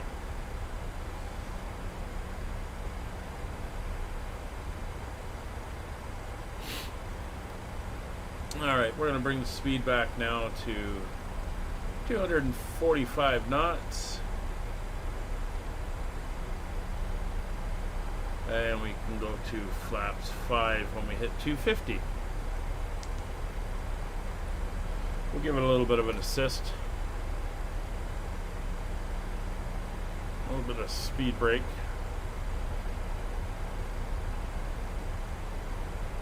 Get ourselves down by the time we hit Omsov.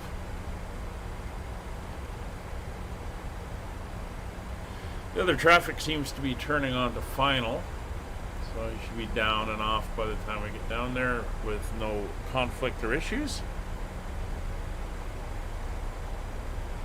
And we can zoom in again. You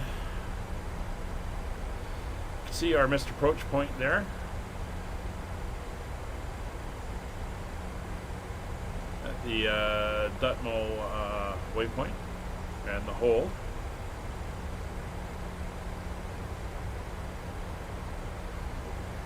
Decelerating now. 250 knots. And speed checked, flaps 1.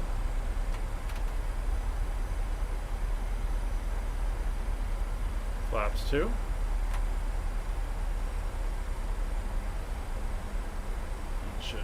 A little bit of drag should help keep our speed under control as we do the rest of the descent here. And we'll go right through to flaps 5.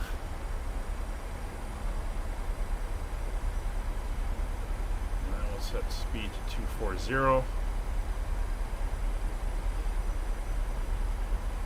Looking good. ILS is coming up. We have IRD down 263. We're 20.3 miles out, and IRD is confirmed as the identifier.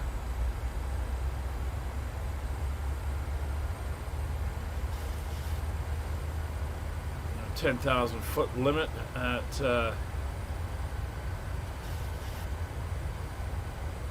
Lessem, and then 8,000, 5,000, 4,000, and then down to 3,000. So should be able to step down nicely. Airport's directly ahead. There's the airport right there. So we're going to come down here, make a left turn, follow the waterway in a bit, come around, and then we'll be landing to the west. There's Stanley Island. Big nature park. Nice place to walk. It's Vancouver, North Vancouver. You got Richmond and Langley and all that stuff out that way. Vancouver Island over on the right.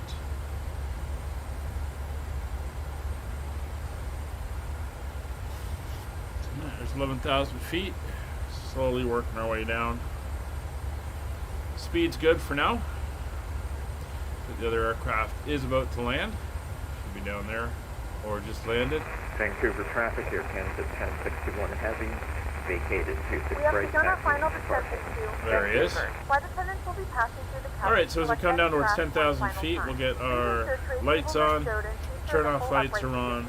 Please also store any These carry-on are all items either in the seat good. back pocket or under the seat when it's Put the wing lights on, just all Wi-Fi related tasks and still so any larger electronics. ignition can go to continuous. And we're going to set our landing elevation for 0 feet. So weather is obtained, arrival data is set. Oh, no it's not. We're going to go to our arrivals. We're going to go into our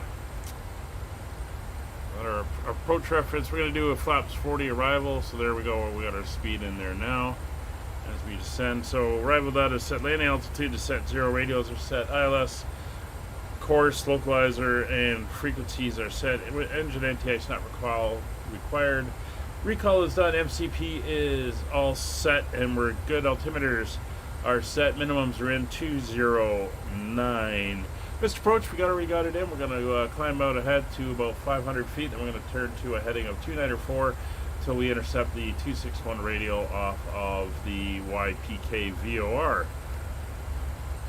Auto brakes are set to 2. Spoilers are armed. Altimeter is local pressure of 30051. Quick check. See if the update came out on the weather. There has to be an adjustment to that. Update came out 3004 and winds are now 220 at 8. When it is adjusted, cabin is pressurized or repressurizing, I guess. Actually, landing lights are on, turtle lights are on, and within the cabin as we cross down and come in and get ready. Then there's downtown Vancouver.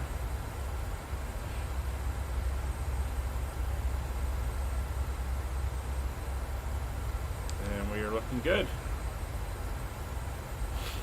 You see the loop we're going to make to come around and intercept the ILS. We're going to bring our speed now down to 200 knots, so it'll let us go do flaps 10. So the speeds start to bleed back.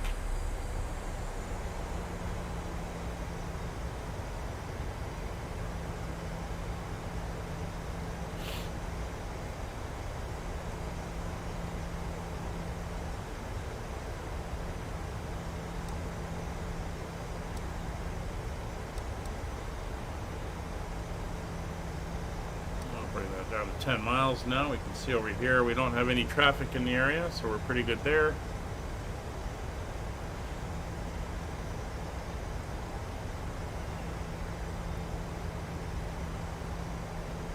So Metpole, we have to be above 5,000 feet. We're heading down to that now. And speed's below 210 knots, so flaps 10. Flaps 10 selected, in transit. 200 knots. Before we make the right-hand turn, we'll bring her down to 200 or 180.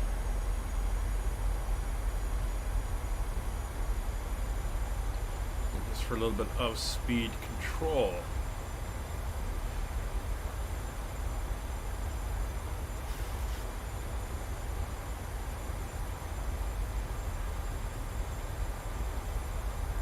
Now we did tell it here at CDUS we want to be at 4,000 feet, so our descent rate should increase. There she goes, starting to increase to get us down that 2,000 feet.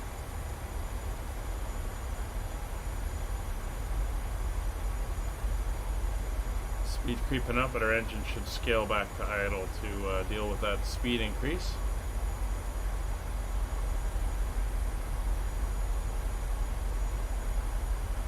As we come back, we're going to bring her down to 180 now.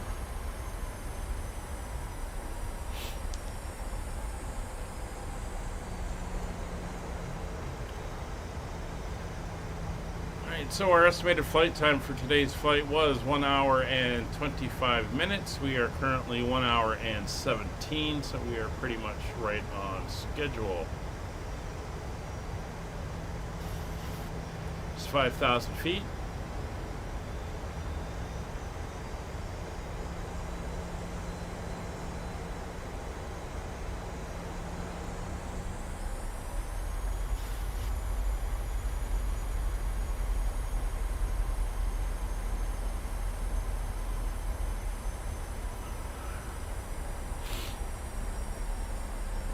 And we are going down to 3,000.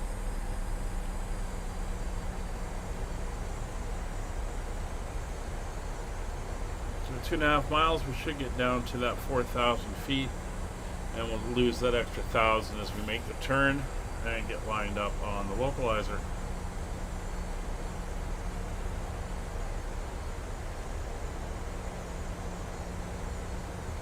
Fuel is looking good. Everything else is looking good as well. Auto brakes set, speed brakes armed, lights are on, cabin notified. Recall is clear. Gear and flaps to go. And there's that YPK VOR is directly ahead.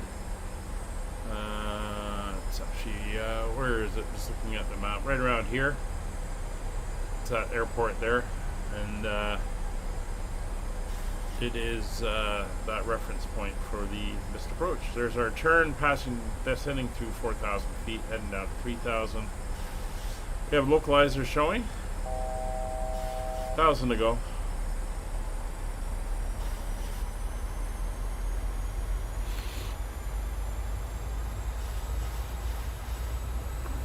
hesitation. They're making that turn coming around onto the runway center line.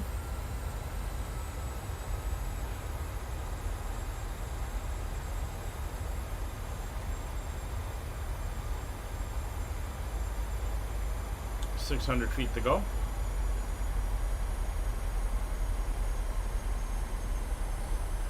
.15 miles out.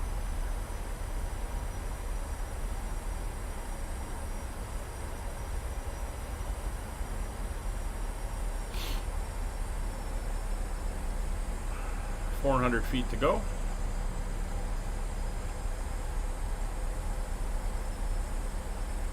.15 miles out.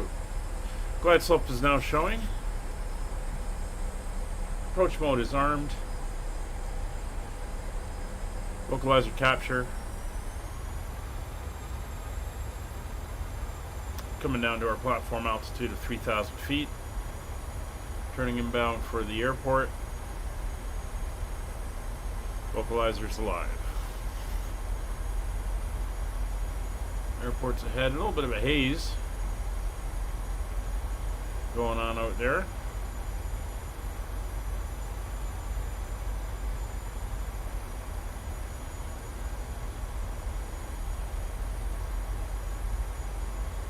Alright, localizer capture.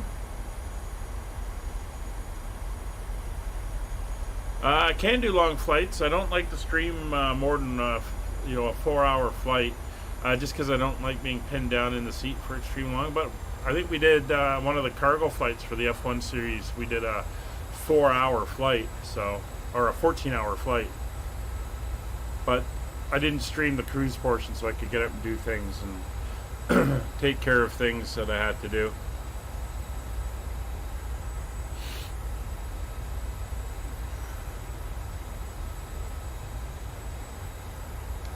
Vancouver area traffic, Skyways 3903 is established on the ILS runway 26 right, 10 miles Vancouver. Alright, glide slope's alive. It's 10 miles, we're going to bring the speed down to 165. Glide slope capture.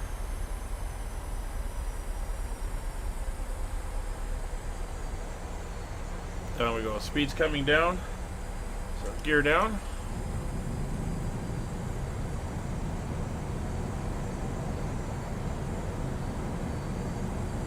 Airport's in sight. Said that mist or haze is over the water. Gear down 3 green, flaps 15.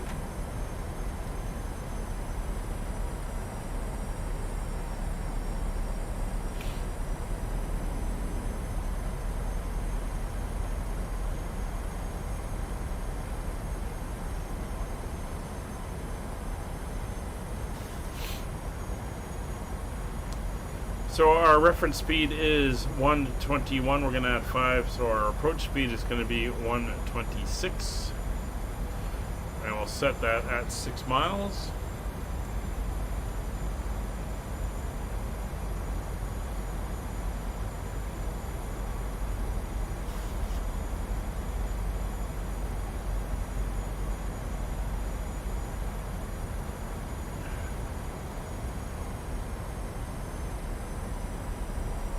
And speed set 126, 6 miles out. Flaps 25.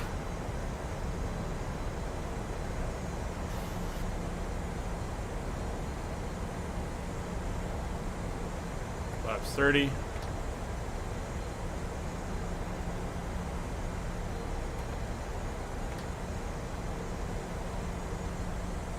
And flaps full.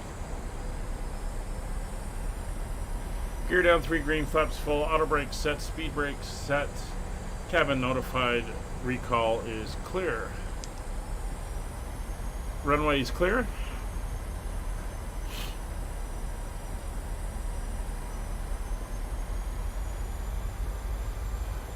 Alright, we're 2 hours and, or 1 hour and 24 minutes. Flight time was 1 hour 25. We're just about to land. That flight time on the sim brief usually brings us to the area of the airport below 5,000 feet, so we're doing pretty good.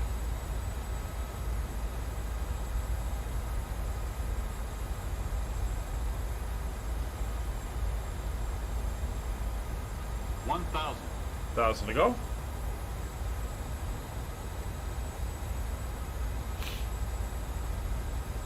Yeah, definitely got a haze going there.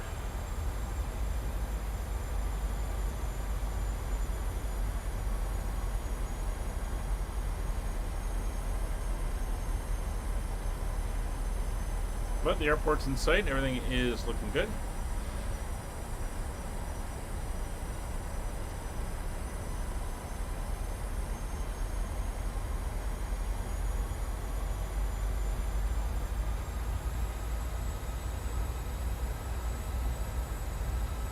You won't be seeing David again, Liam.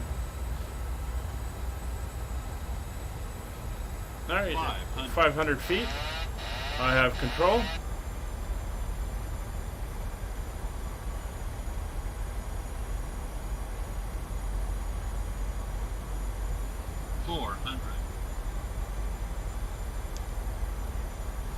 Flying by the PAPIs now in visual rather than the ILS. Approaching minimums. 200. Minimums. Continue.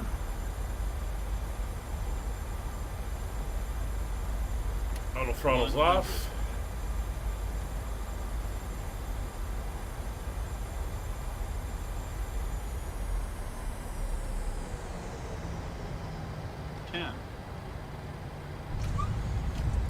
There we go. Welcome to Vancouver.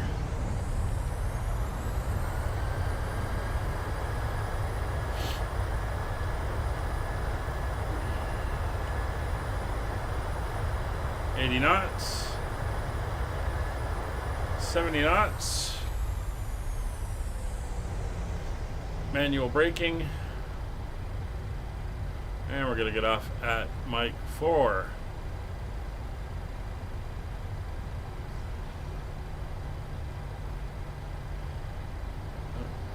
Braking disarmed. Ladies and gentlemen, welcome to Vancouver. The local time is 2:33 p.m. and it's currently about 21 degrees Celsius. You can now use your mobile devices. Please remain seated until the air Vancouver area traffic skyways 3903, clear of runway 26 right at Mike 4, taxiing to gate 17 via Mike 4, Victor Hotel, Golf, and the apron. Yeah, he got a little out of hand, Brian, and ignored my warnings, so he is no more.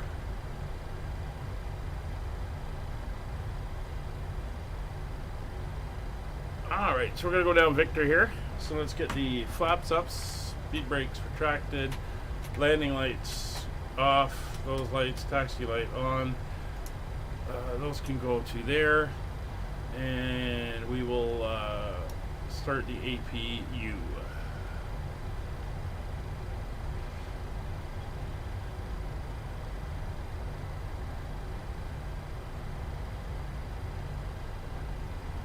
All right, and low oil pressure light, so APU is coming online. And we're just going to taxi down now.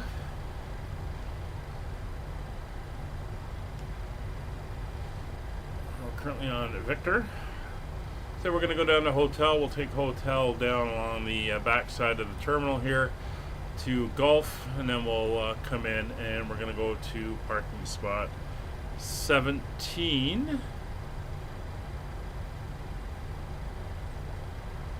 Let's get them to get ready. There we go. No, I can find my way there. It's where we usually go. Yeah, Air North can do my ground handling here today.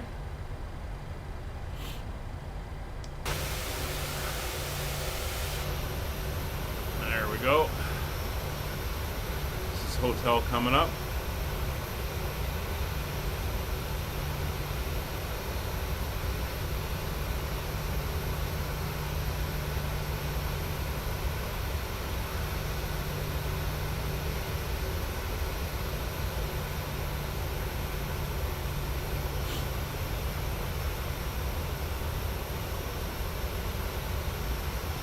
Yeah, Liam, I think we'll just let that lie now. No need to bring it up or talk about it anymore. It's in the past, and it's done.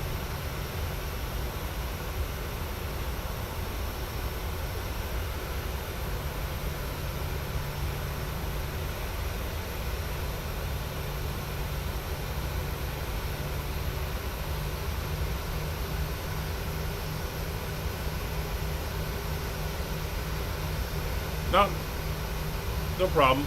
Just I think there's no use dragging it on. Brian, that is very true.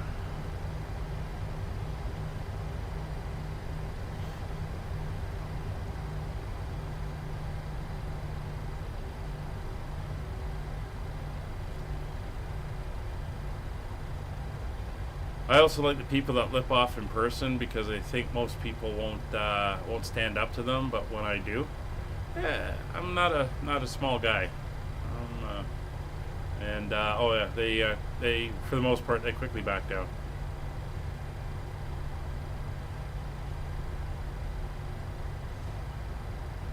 All right, so this is Juliet. The next one should be Golf. And there's the apron we're heading to.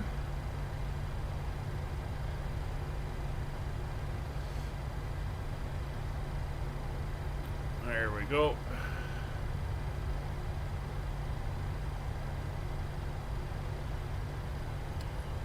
So we're going to go around to 17, so we'll turn in left here. We're going to turn right, and then we'll follow it around to our gate.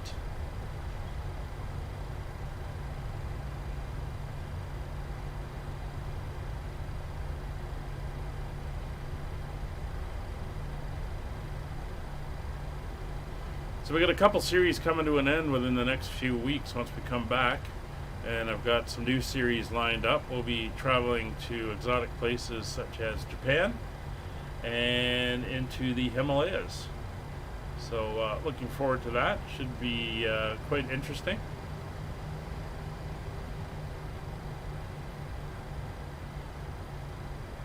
Takes us into different parts of the world. And we'll be flying some different aircraft that we haven't seen on the channel yet.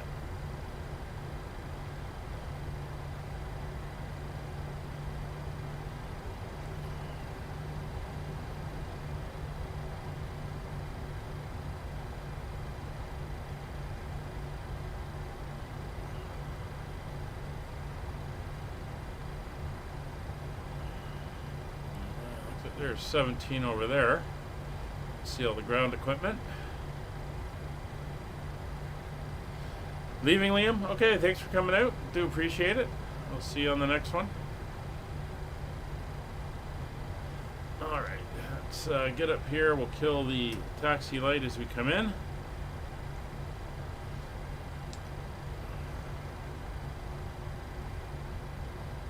Looks like they're all ready for us.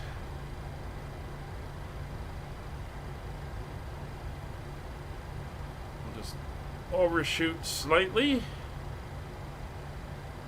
sure we get her lined up. We do have the safe dock system running.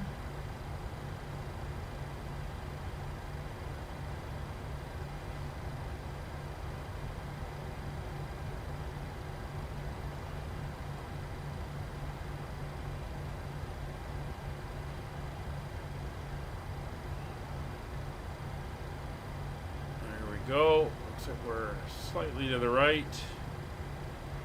Looking good.